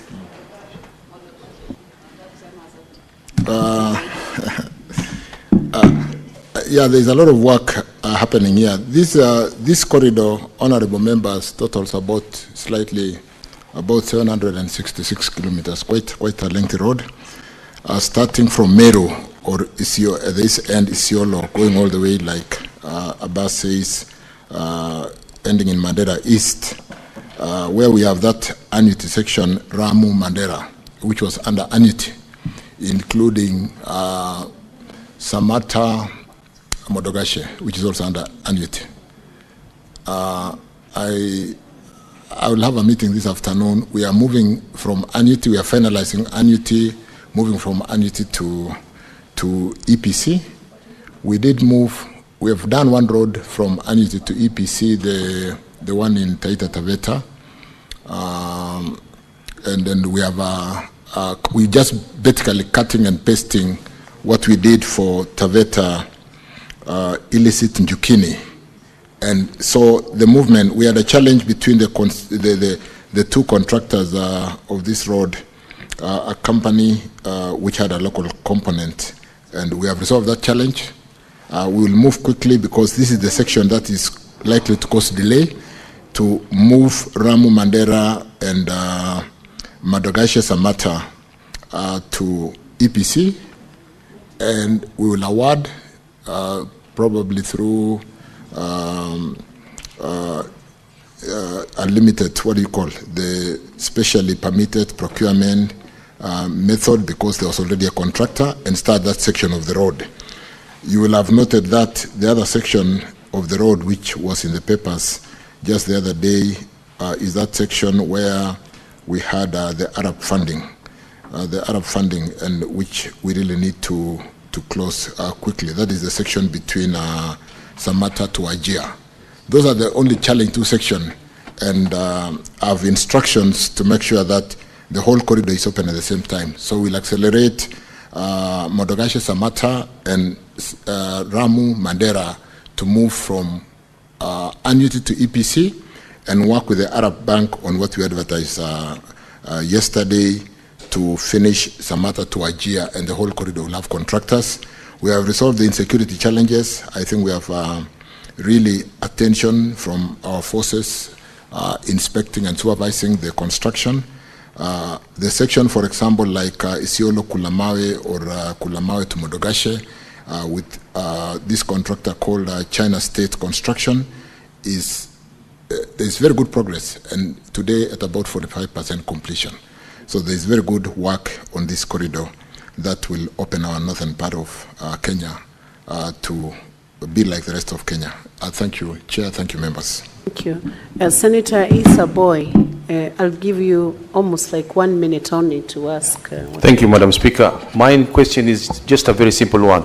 There is a road from Lungalunga to Vanga, Mr. Minister, but that road from Vanga to Lungalunga, there's just 1 kilometer to reach Vanga. It's almost now 4 years. It has not been completed. That's my question, please. Please comment on that road within a minute. I don't have the details on Lungalunga to Vanga, but I can tell you on any road with a contractor at the moment, because of the bending bill challenge. Let me pick up that. Check 1 kilometer should not be a big issue, particularly if there's been a contractor and the issue is a bending bill. I can, because we've paid each and every contractor the first 40%, we are paying the next 40% in a short while. And the settlement agreement we did with the contractors was they go back to work.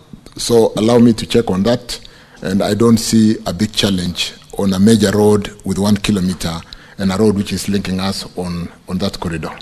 Thank you. Thank you, Honorable CS, for the effort you have given in answering all those questions. There were quite many, and it is good to know that your ministry is looking into the road infrastructure. Honorable Senators, it is now 1 p.m., time to adjourn the House. The Senate therefore stands adjourned until later today, Wednesday, 16 July 2025 at 2:30 p.m. Thank you.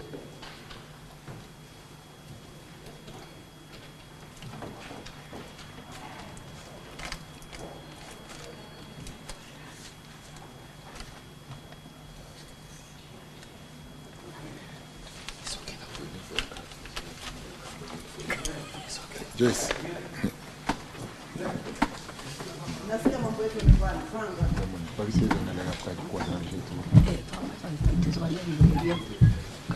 Twende lunch, najua utanipiga. My brother. PI Machakos.